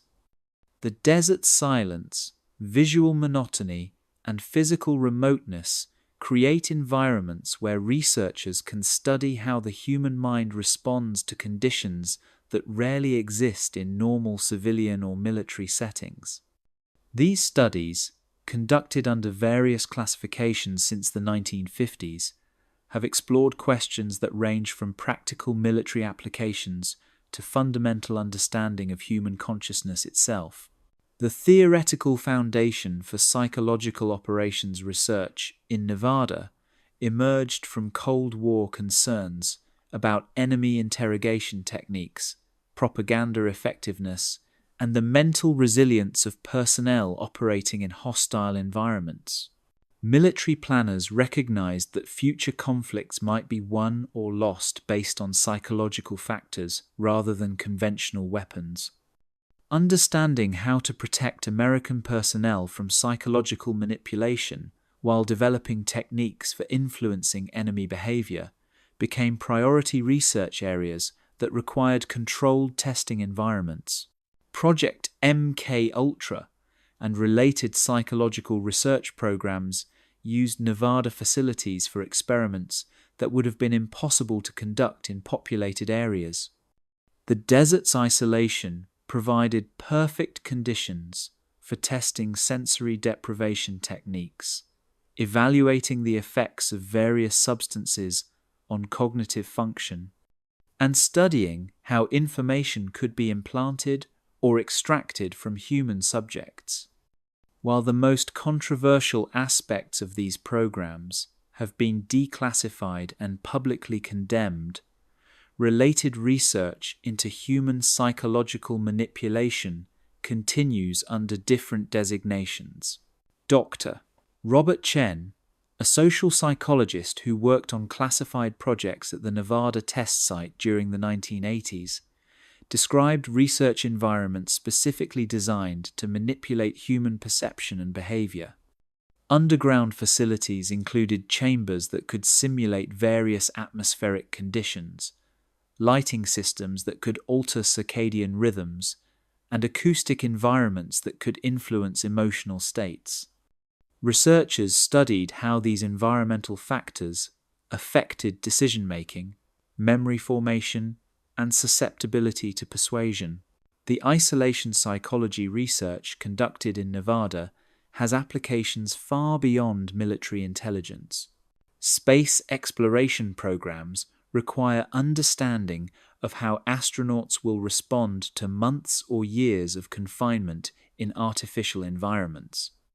Arctic and Antarctic research stations need personnel who can maintain psychological stability during extended periods of darkness and isolation. And submarine crews must function effectively in cramped spaces with limited external contact for weeks at a time. Disinformation testing programs in Nevada explored how false information spreads through different populations and how misinformation campaigns can be detected or countered.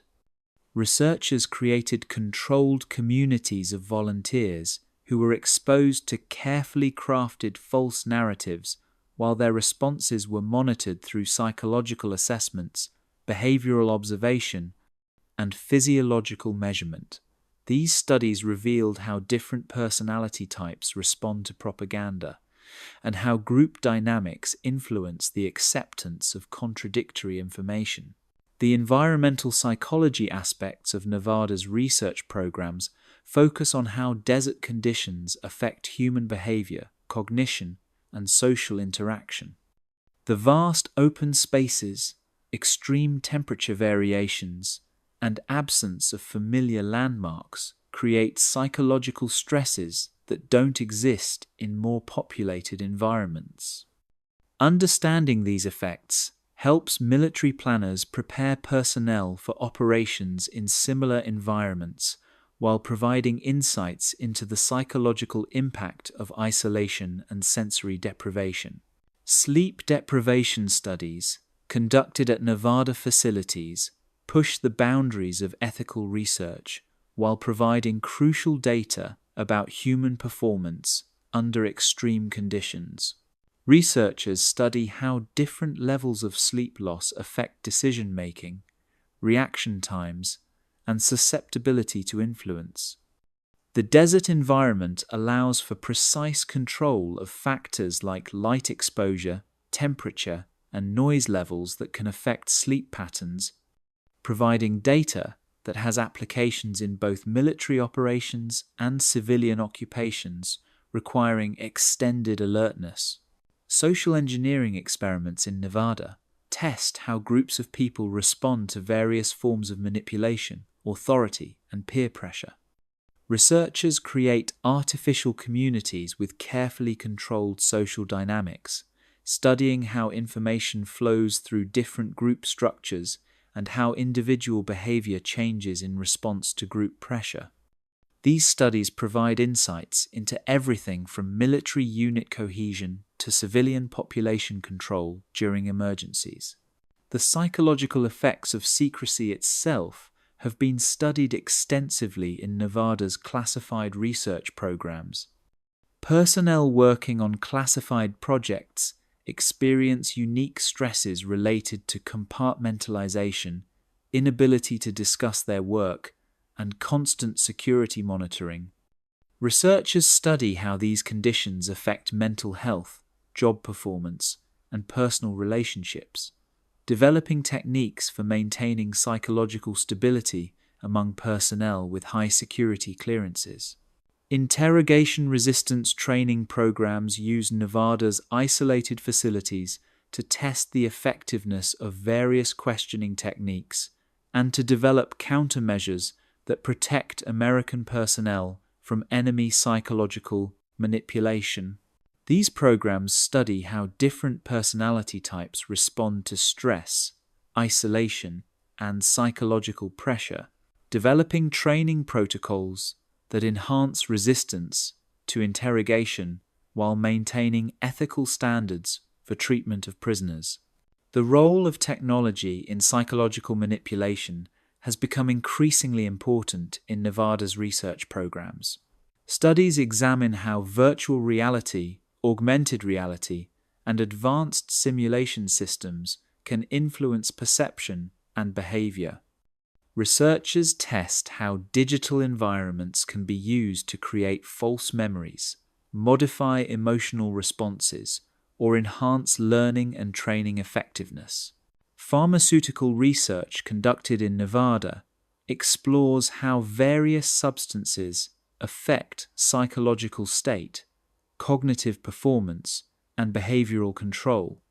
While the most controversial aspects of drug research have been discontinued, ongoing studies examine how legally approved medications can enhance performance, reduce anxiety, or improve resilience under stress. These studies require carefully controlled environments and extensive medical monitoring that Nevada's isolated facilities can provide. The measurement and monitoring technologies used in psychological research have advanced dramatically since the early programs. Modern facilities include brain imaging equipment, continuous physiological monitoring systems, and behavioral analysis software that can detect subtle changes in psychological state. These technologies allow researchers to study psychological phenomena with precision that was impossible in earlier decades. Group dynamics research in Nevada examines how teams function under various forms of stress, isolation, and external pressure. Military units, research teams, and emergency response groups all face situations where group cohesion and decision-making become critical factors in mission success. Understanding how different leadership styles, communication patterns, and group compositions affect performance helps optimize team effectiveness in high-stress environments. The long-term psychological effects of exposure to classified information and secret projects have become important research areas as personnel spend entire careers working on projects they cannot discuss. Studies examine how secrecy affects family relationships, social integration, and psychological well-being, developing support systems for personnel whose work requires lifelong commitment to maintaining classified information. Cultural psychology research conducted in Nevada explores how different ethnic, religious, and social backgrounds influence responses to psychological manipulation and environmental stress. This research helps military planners understand how personnel from diverse backgrounds will respond to various conditions while providing insights into effective communication strategies for international operations. The psychological assessment techniques developed in Nevada have found applications in personnel selection for sensitive positions throughout government and industry. Methods for identifying individuals with high stress tolerance, strong ethical foundations, and resistance to manipulation help ensure that classified programs are staffed with personnel who can maintain security while performing effectively under difficult conditions. Modern psychological operations research in Nevada continues to evolve with changing technology and international threats. Cyber warfare, social media manipulation, and information operations create new psychological battlefields that require understanding of how human behavior responds to digital influence campaigns. The isolation and controlled environment that Nevada provides remain essential for developing countermeasures to these emerging threats. As our understanding of human psychology continues to advance, Nevada's role as a testing ground for psychological research ensures that both military and civilian applications of this knowledge will continue to develop in environments where the complexities of human behavior can be studied without external interference. Chapter 12: Remote Viewing and Psychic Warfare Programs. In a windowless room deep beneath the Nevada test site in 1981, former Army intelligence officer Joseph McMonigal sat in complete darkness. His mind focused on coordinates that had been written on a piece of paper and sealed in an envelope he was not allowed to open. The target, he had been told, was somewhere in the Soviet Union, thousands of miles away. For the next hour, McMonigal would attempt to describe what he could perceive at those distant coordinates using nothing but his consciousness, participating in one of the most controversial and secretive research programs in American military history. The Stargate Project and related psychic research programs represented the military's serious attempt to weaponize human consciousness itself. While the public remained largely unaware of these efforts, Nevada's isolated facilities provided the perfect environment for studying phenomena that existed at the very edge of scientific understanding. Here, In sterile laboratory conditions far from electromagnetic interference and public scrutiny, researchers explored whether the human mind could transcend the normal limitations of space and time. Remote viewing, the ability to perceive distant locations through extrasensory means, became the primary focus of Nevada's psychic research programs. The technique involved trained individuals attempting to describe targets they had never seen, based only on geographic coordinates or cryptic reference numbers. The military applications were obvious. If remote viewing could be proven reliable, it would provide an intelligence-gathering capability that no enemy could detect or counter. Dr. Hal Puthoff, one of the scientists who helped establish the remote viewing program, described the research environment at Nevada facilities as uniquely suited for consciousness studies. The desert's natural electromagnetic silence eliminated potential interference from radio signals and power lines that might affect sensitive experiments. Underground chambers provided complete isolation from external stimuli, creating laboratory conditions where researchers could study the subtle effects they believed were associated with psychic phenomena. The selection and training of remote viewers required psychological assessment techniques that had never been applied to psychic research. Military psychologists studied personality traits, brainwave patterns, and psychological profiles to identify individuals who showed potential for remote viewing abilities. Training programs lasting several months taught participants meditation techniques, visualization exercises, and protocols for accurately reporting their perceptions while avoiding analytical overlay that might contaminate their observations. Ingo Swann, one of the most successful remote viewers in the program, described sessions conducted in Nevada facilities where he attempted to perceive targets ranging from foreign military installations to natural geological features. The protocols were rigorous, with multiple layers of blind controls to prevent any possibility of conventional information leakage. Swann reported achieving accuracy rates that exceeded statistical chance, though skeptics argued that the evaluation methods were flawed and that confirmation bias influenced the assessment of results. Psychokinesis experiments conducted in Nevada explored whether human consciousness could directly influence physical systems. Research teams studied whether trained individuals could affect random number generators, influence the decay patterns of radioactive materials, or modify the behavior of electronic equipment through mental intention alone. The implications for military applications were significant. If psychokinesis could be weaponized, it might provide capabilities for disabling enemy equipment or influencing the outcome of critical systems. The measurement and documentation challenges associated with psychic research required development of specialized equipment and protocols. Nevada facilities housed sensitive electronic instruments designed to detect minute changes in electromagnetic fields, temperature variations, and other physical parameters that might correlate with psychic phenomena.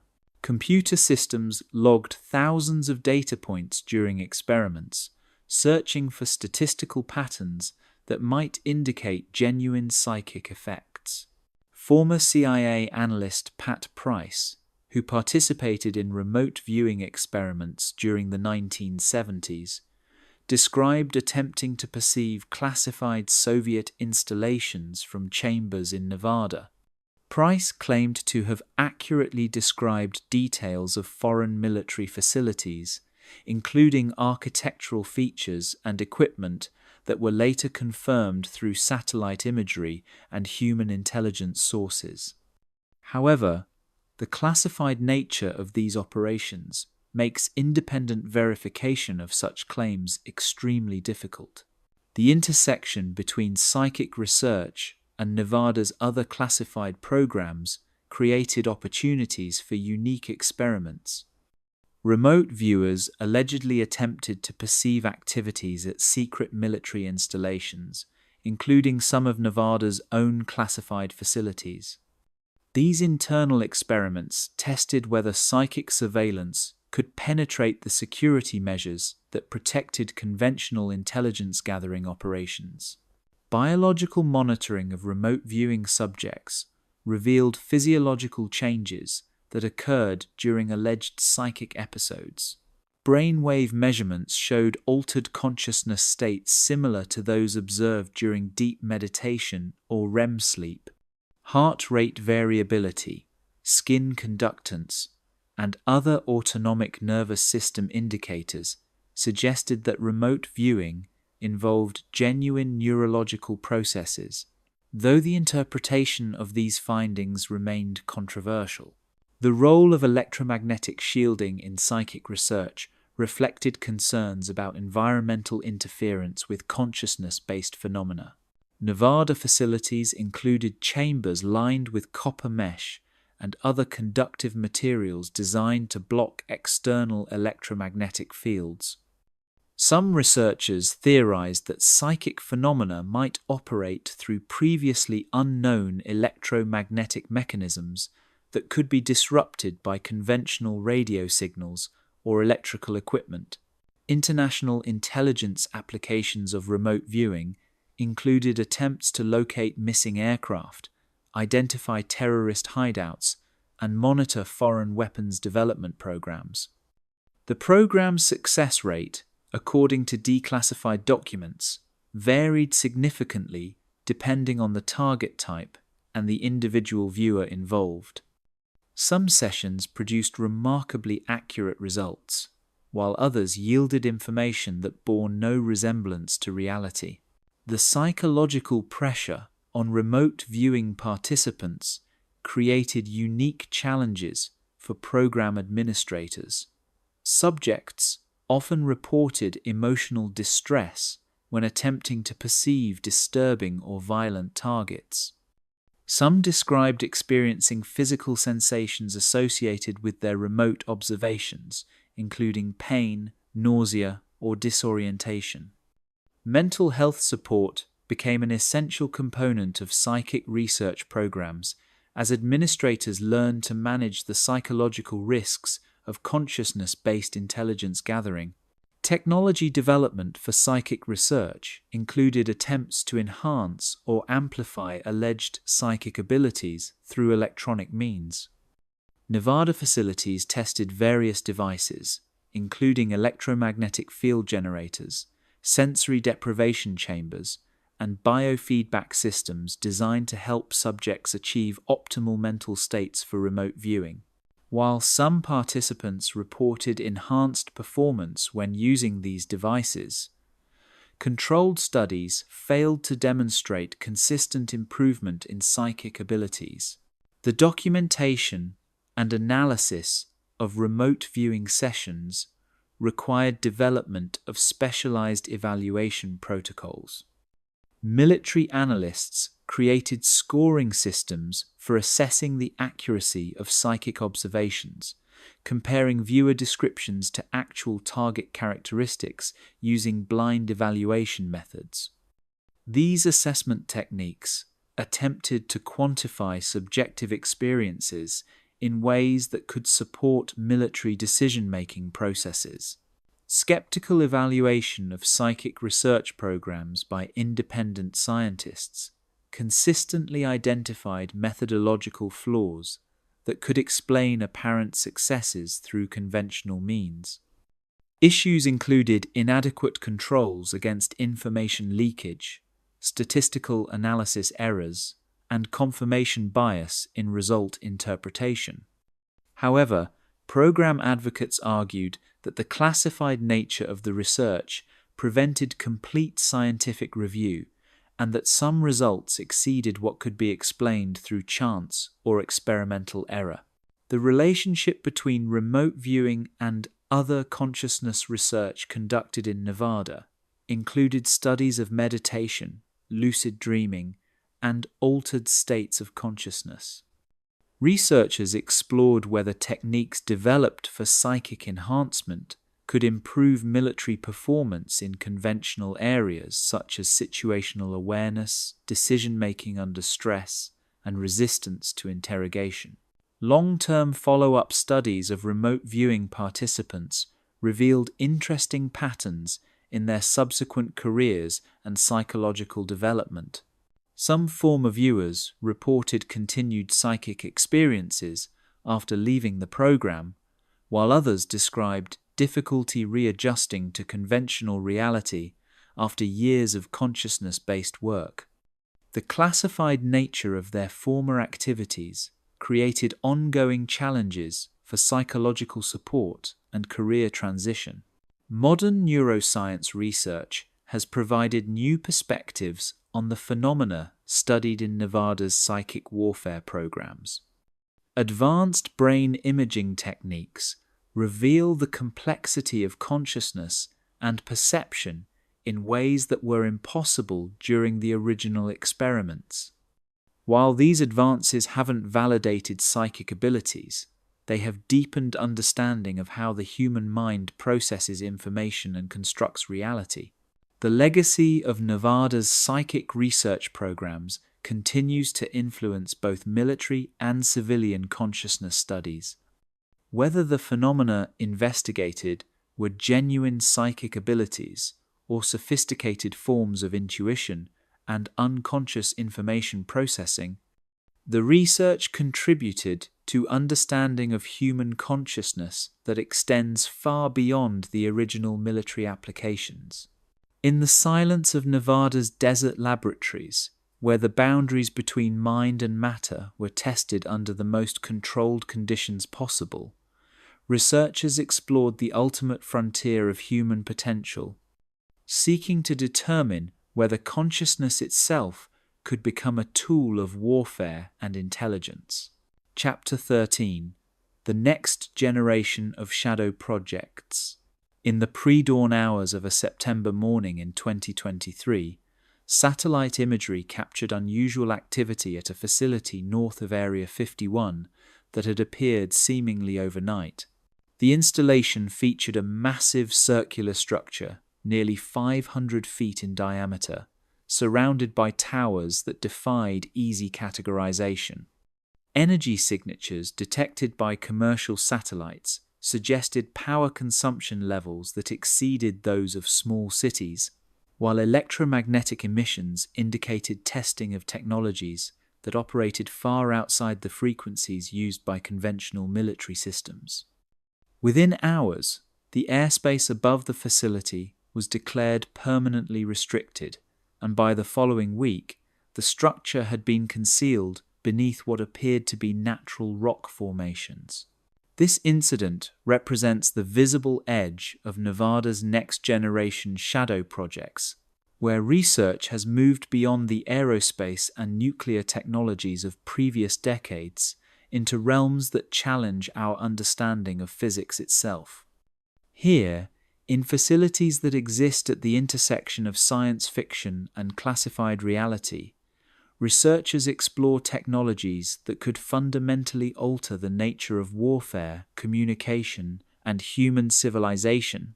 Space-based weapons development in Nevada has evolved far beyond the anti-satellite systems of the Cold War era.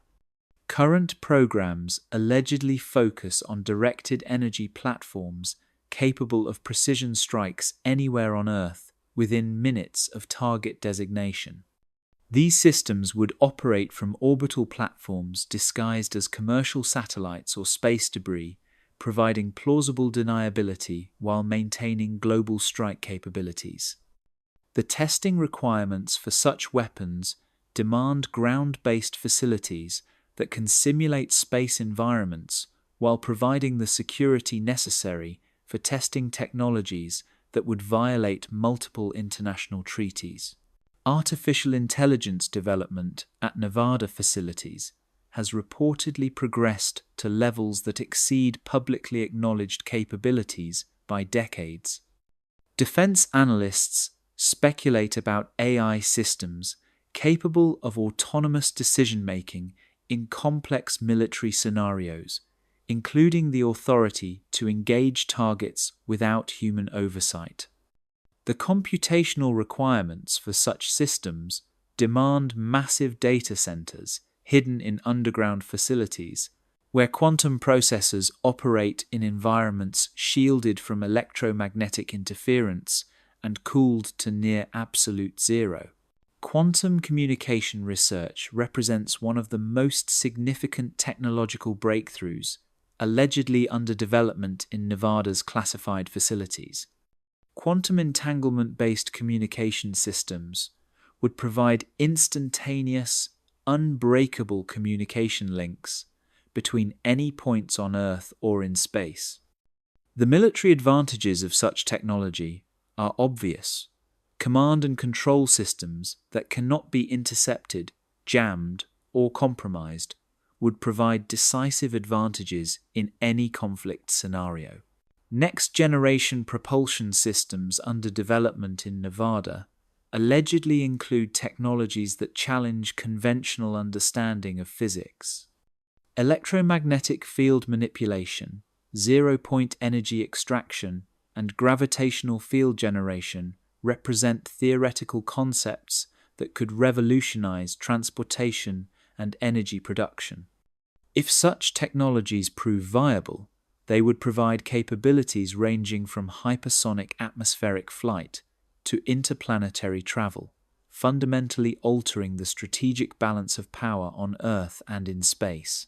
The biological integration of technology has become a focus area for Nevada's shadow projects, exploring how human capabilities can be enhanced through direct neural interfaces, genetic modification, and cybernetic augmentation. These programs allegedly study how soldiers could be equipped with direct brain-computer interfaces, enhanced sensory capabilities, and accelerated healing factors that would create superhuman combat capabilities while raising profound ethical questions about the nature of human identity. Nanotechnology applications in military systems represent another frontier being explored in Nevada's classified facilities. Self-replicating nanobots capable of reconnaissance, sabotage, and targeted elimination could provide intelligence and strike capabilities that operate below the threshold of conventional detection.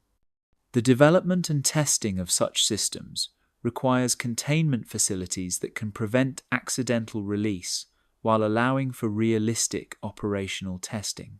Time manipulation research, while sounding like science fiction, has attracted serious scientific attention as quantum physics reveals the malleable nature of space-time itself. Theoretical projects allegedly explore whether localized time dilation effects could be created through extreme gravitational fields or electromagnetic manipulation. Such capabilities could provide strategic advantages by allowing forces to operate in accelerated timeframes relative to their opponents. Consciousness transfer and preservation technologies represent the most speculative aspects of Nevada's next-generation research programs. If human consciousness can be digitized, backed up, or transferred between biological and artificial systems, the implications for military applications would be revolutionary. Elite personnel could be preserved indefinitely, combat losses could be reversed through consciousness restoration, and enhanced artificial intelligence systems could incorporate human creativity and intuition. Environmental manipulation capabilities under development allegedly extend far beyond the weather modification programs of previous decades.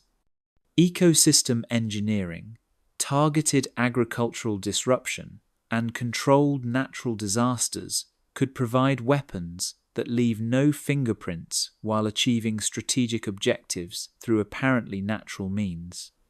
The testing of such capabilities requires vast controlled environments where ecological effects can be studied without risking uncontrolled environmental damage.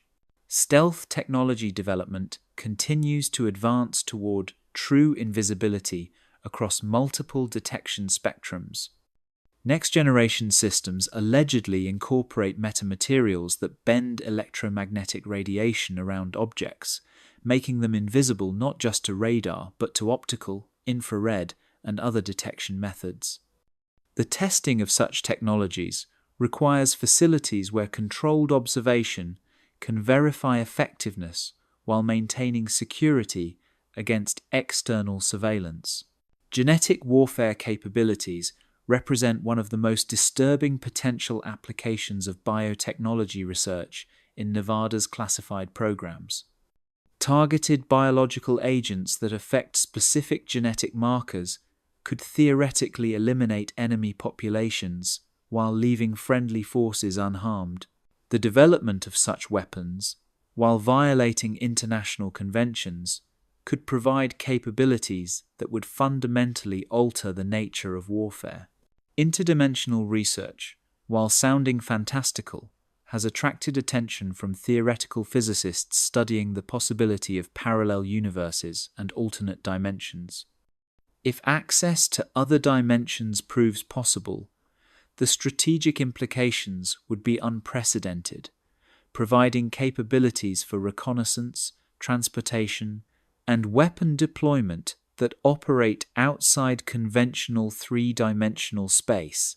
Energy extraction from exotic sources represents a critical technology for powering the advanced systems under development in Nevada's facilities. Zero-point energy, vacuum fluctuation harvesting, and dimensional energy extraction could provide power sources that operate without fuel while generating energy levels that exceed current capabilities by orders of magnitude. Such technologies would enable weapons and systems that are currently impossible due to energy limitations. Mind control and behavioral modification technologies represent the evolution of earlier psychological warfare programs into direct neurological manipulation. Brain implants, electromagnetic field generation, and targeted chemical agents could provide capabilities for controlling enemy personnel or enhancing friendly forces beyond current limitations. The testing of such technologies requires secure facilities where human subjects can be studied under controlled conditions. Temporal communication systems that could send information backward in time represent theoretical possibilities being explored through quantum mechanics research. If communication with the past proves possible, it would provide strategic advantages that transcend conventional understanding of causality and tactical planning. The implications for intelligence gathering and mission planning would fundamentally alter how military operations are conceived and executed. The integration of these various technologies into comprehensive weapon systems creates possibilities that challenge conventional understanding of warfare itself. Quantum-enhanced artificial intelligence controlling space-based directed energy weapons while manipulating time and consciousness could provide capabilities that approach omnipotence within terrestrial conflicts. Whether such integrated systems are currently under development or remain theoretical possibilities, the trajectory of Nevada's research programs suggests that the next generation of warfare will operate according to principles that today seem impossible. As global tensions continue to escalate and technological advancement accelerates, Nevada's role as a testing ground for impossible technologies ensures that the future of human conflict and capability will be shaped by research conducted in the desert's hidden facilities, where the boundaries between science and magic blur in the service of national security.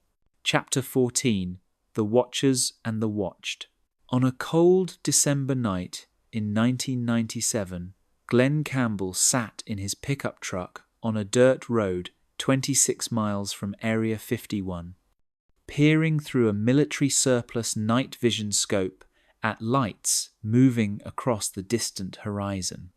Campbell, a self-described desert rat who had spent the better part of a decade documenting activities at America's most secret base, had learned to distinguish between the routine and the extraordinary. The three orange orbs performing impossible maneuvers over Groom Lake definitely fell into the latter category.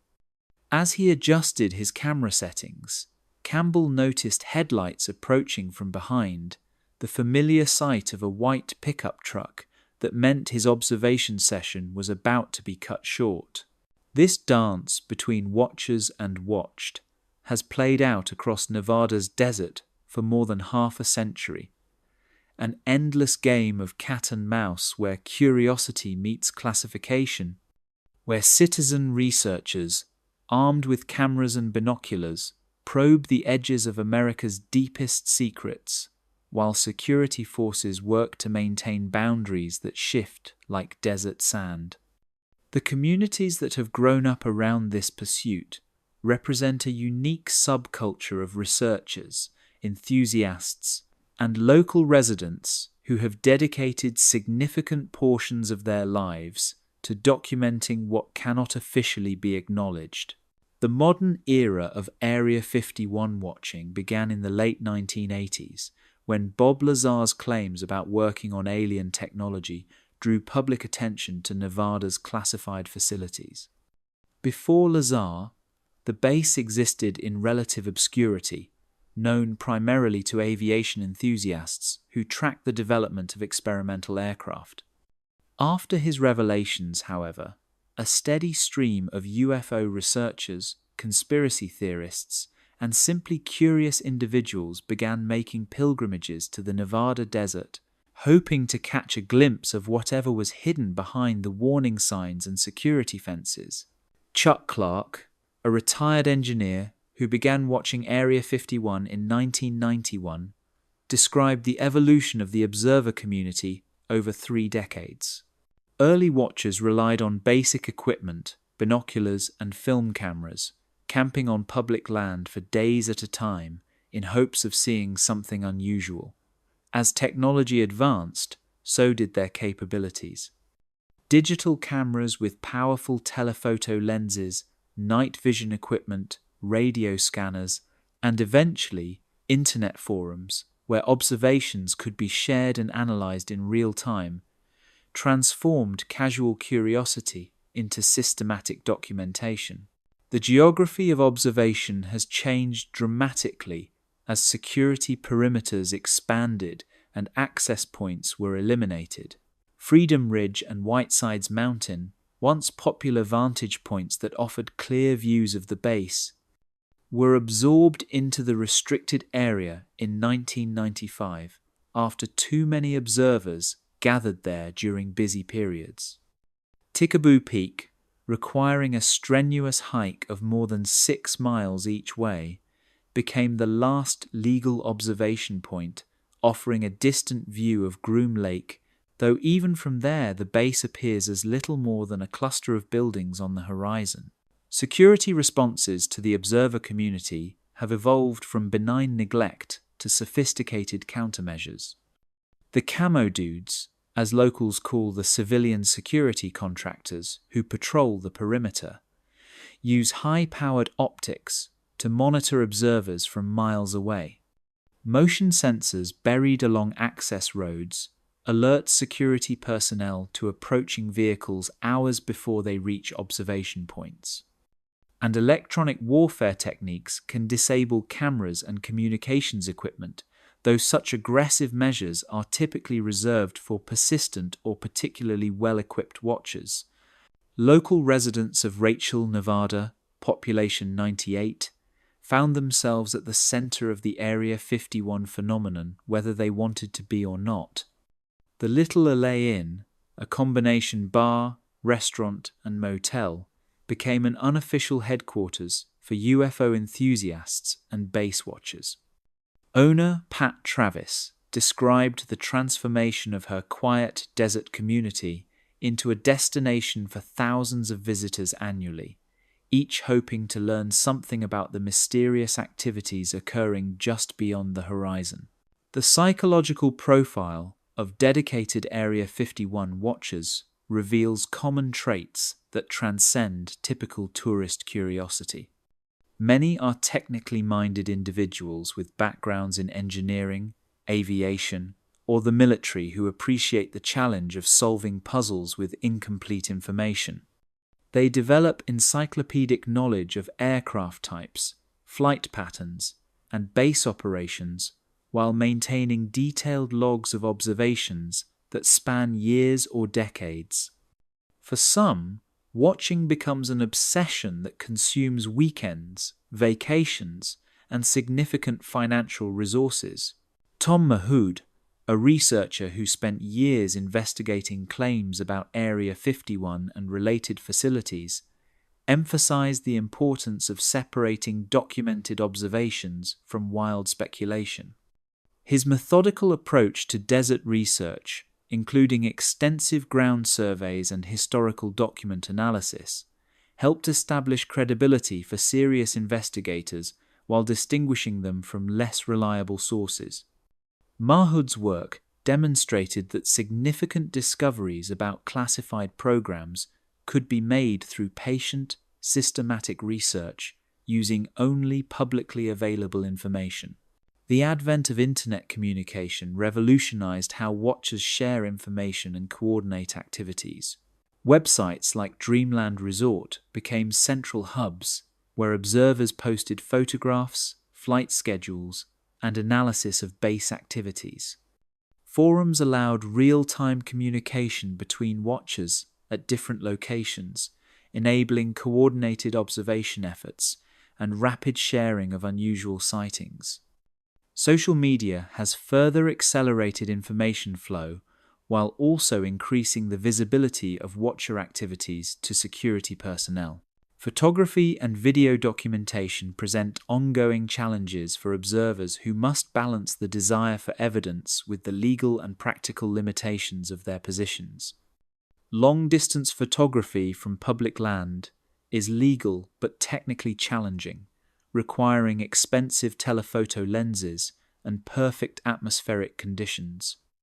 Security forces employ various countermeasures, from infrared floodlights that overwhelm camera sensors to electronic jamming that disables digital equipment. Some observers report that their equipment malfunctions systematically when pointed towards certain areas of the base. The relationship between observers and security personnel has developed its own complex dynamics over decades of interaction. While confrontations occasionally occur, most encounters are professional, with security personnel simply ensuring that observers remain on public land and comply with photography restrictions. Some long-time watchers report developing informal relationships with security staff who sometimes provide subtle warnings about when observation activities might not be welcome. Aircraft identification has become a specialized skill among experienced watchers, who must distinguish between acknowledged military aircraft and potentially classified systems. The community has documented numerous unusual aircraft over the years, from the triangular shapes that suggested stealth technology development to high-speed objects that defied conventional flight characteristics. While many sightings can be explained as known aircraft seen under unusual conditions, some observations remain unexplained despite careful analysis. The economic impact of Area 51 tourism on local communities extends beyond the immediate area around Rachel. Las Vegas tour companies offer UFO-themed excursions, while Alamo and other nearby towns benefit from visitors passing through on their way to observation sites. The state of Nevada has embraced the phenomenon, officially designating State Route 375 as the extraterrestrial highway and installing themed road signs that acknowledge the area's unusual reputation. Legal challenges have occasionally arisen when government expansion of restricted areas conflicts with traditional public access rights.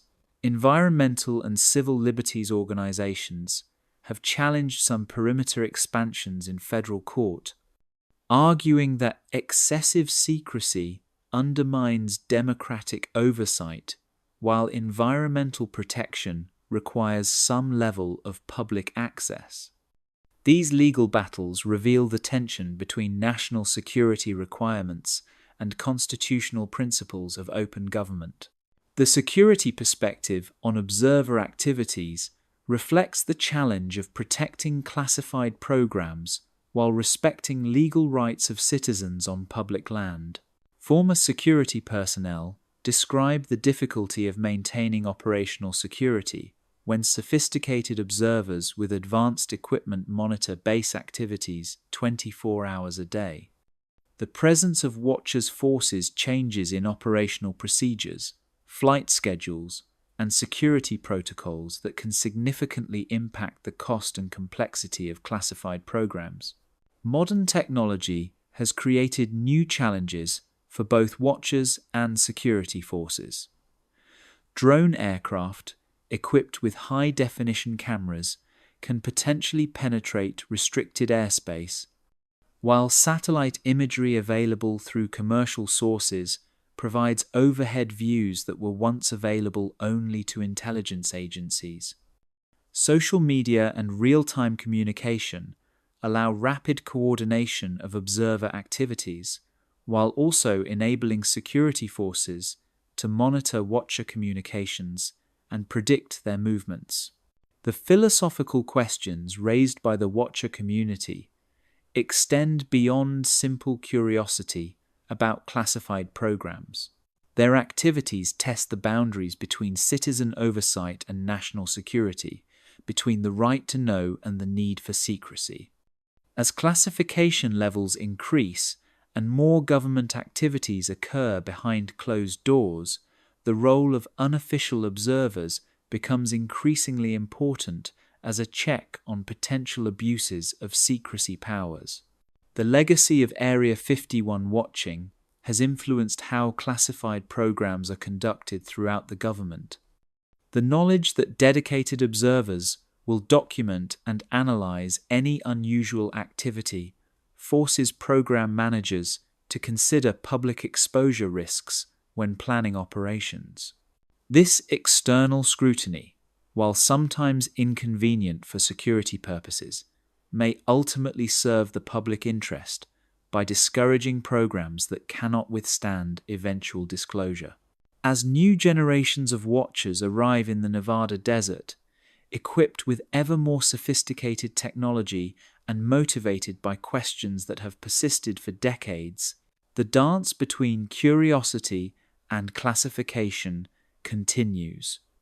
In the vast silence of the desert, where distances are measured in horizons and time moves at the pace of geological change, the patient observers maintain their vigil, watching for signs of the extraordinary in a landscape that specializes in keeping secrets.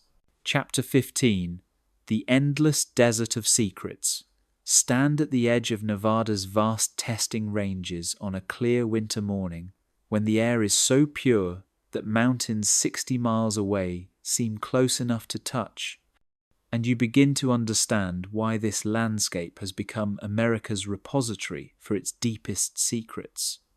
The desert stretches endlessly in all directions, a canvas of sage, brush, and alkali flats, broken only by distant ridges that rise like islands from a sea of sand and stone.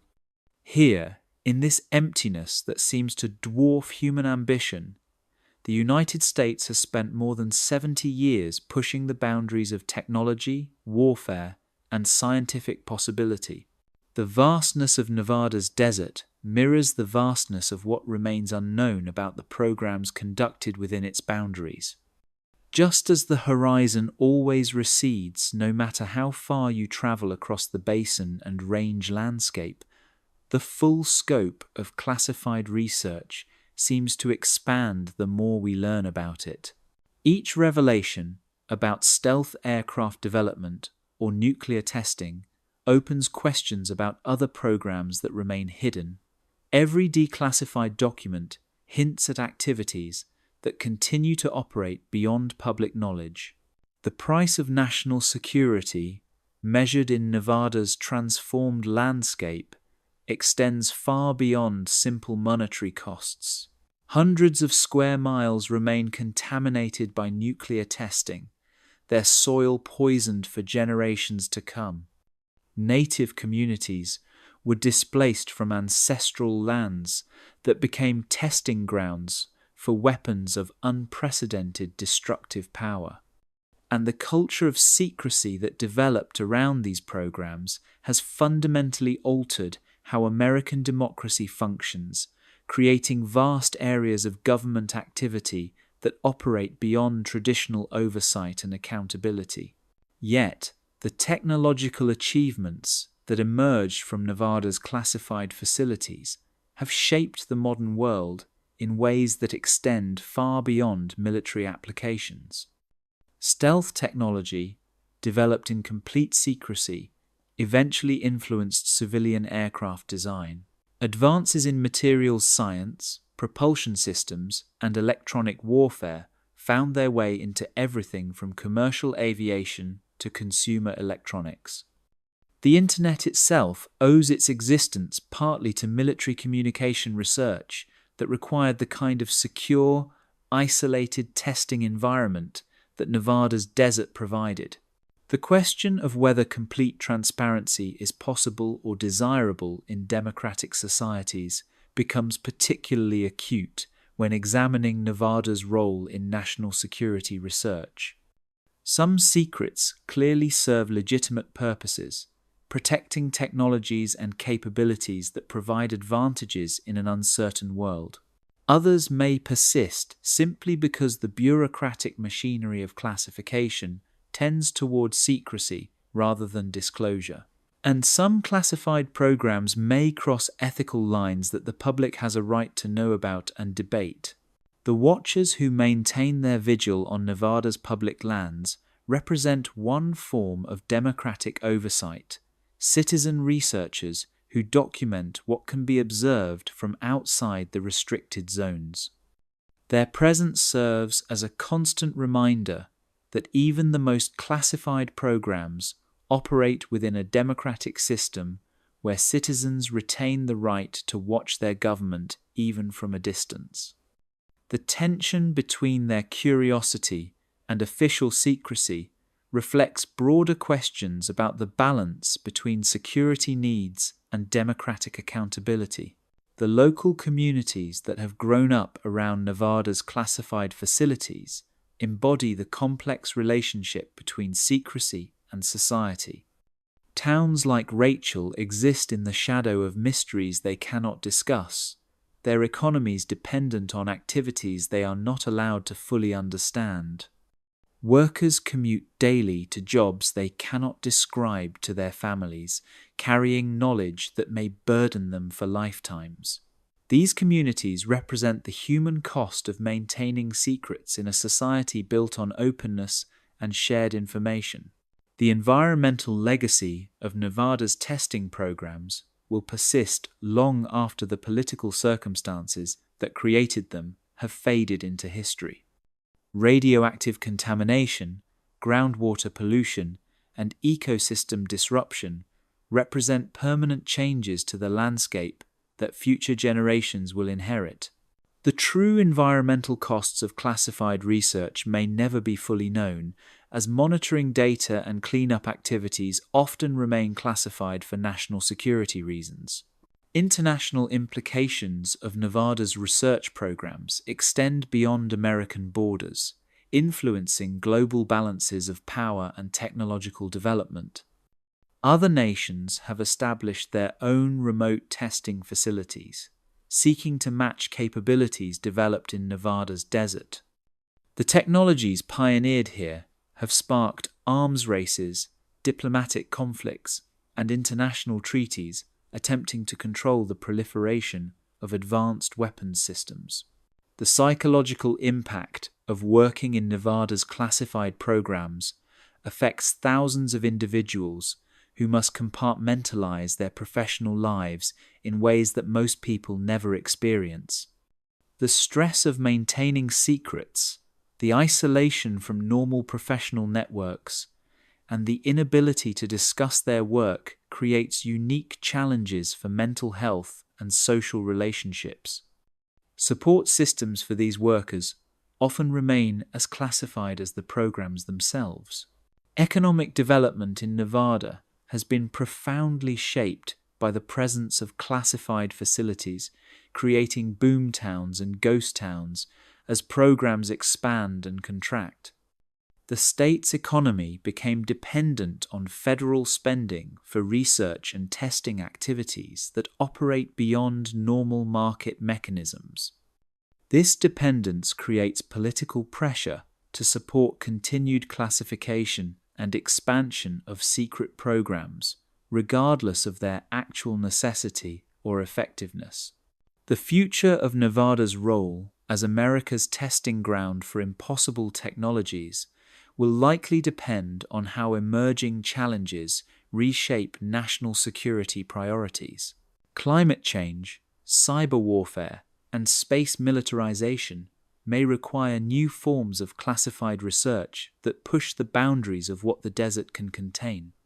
Artificial intelligence development, quantum computing, and biotechnology research may demand facilities that exceed even the current scope of Nevada's classified infrastructure. Educational and scientific institutions have developed complex relationships with Nevada's classified programs, providing expertise while accepting limitations on publication and collaboration that conflict with academic traditions of open research. Universities benefit from federal funding and cutting-edge research opportunities while operating under security restrictions that limit how knowledge can be shared and verified. The role of private contractors in Nevada's classified programs has grown dramatically, raising questions about whether democratic oversight can be maintained when critical national security functions are performed by companies operating under commercial confidentiality agreements in addition to government classification. The privatization of secrecy may create additional barriers to accountability that persist beyond traditional government classification systems. Technological developments that began in Nevada's classified facilities often follow unpredictable paths toward civilian applications. Innovations developed for military purposes may eventually benefit society in ways that cannot be foreseen during their classified development phases.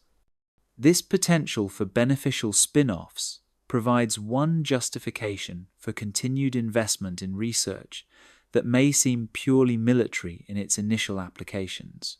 The symbolic significance of Nevada's desert as America's landscape of secrets extends beyond practical considerations of geography and security. The desert represents the unknown, the frontier where human ambition confronts natural limits and scientific possibility.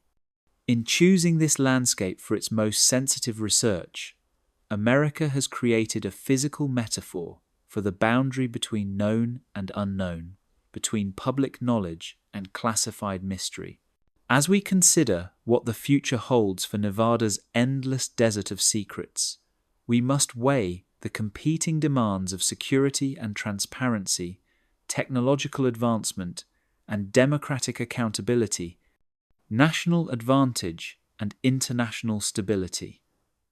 The questions raised by 70 years of classified research in Nevada's desert have no easy answers, but they demand continued attention from citizens who understand that democracy requires both security and openness to survive. The desert will endure long after the current generation of secrets becomes historical footnote. Its vast spaces will continue to test human ambition against natural limits, providing a stage where the impossible becomes routine and where the future takes shape in facilities that officially do not exist. In the silence between the mountains, where distance is measured in horizons and time moves at the pace of geological change, Nevada's role as America's testing ground for the impossible continues, carrying secrets that may reshape our understanding of what technology can achieve and what prices we are willing to pay for security in an uncertain world. Here, beneath the endless Nevada sky, the questions remain as vast and mysterious as the desert itself. Thank you for journeying with us through the hidden depths of Nevada's desert mysteries and shadow projects.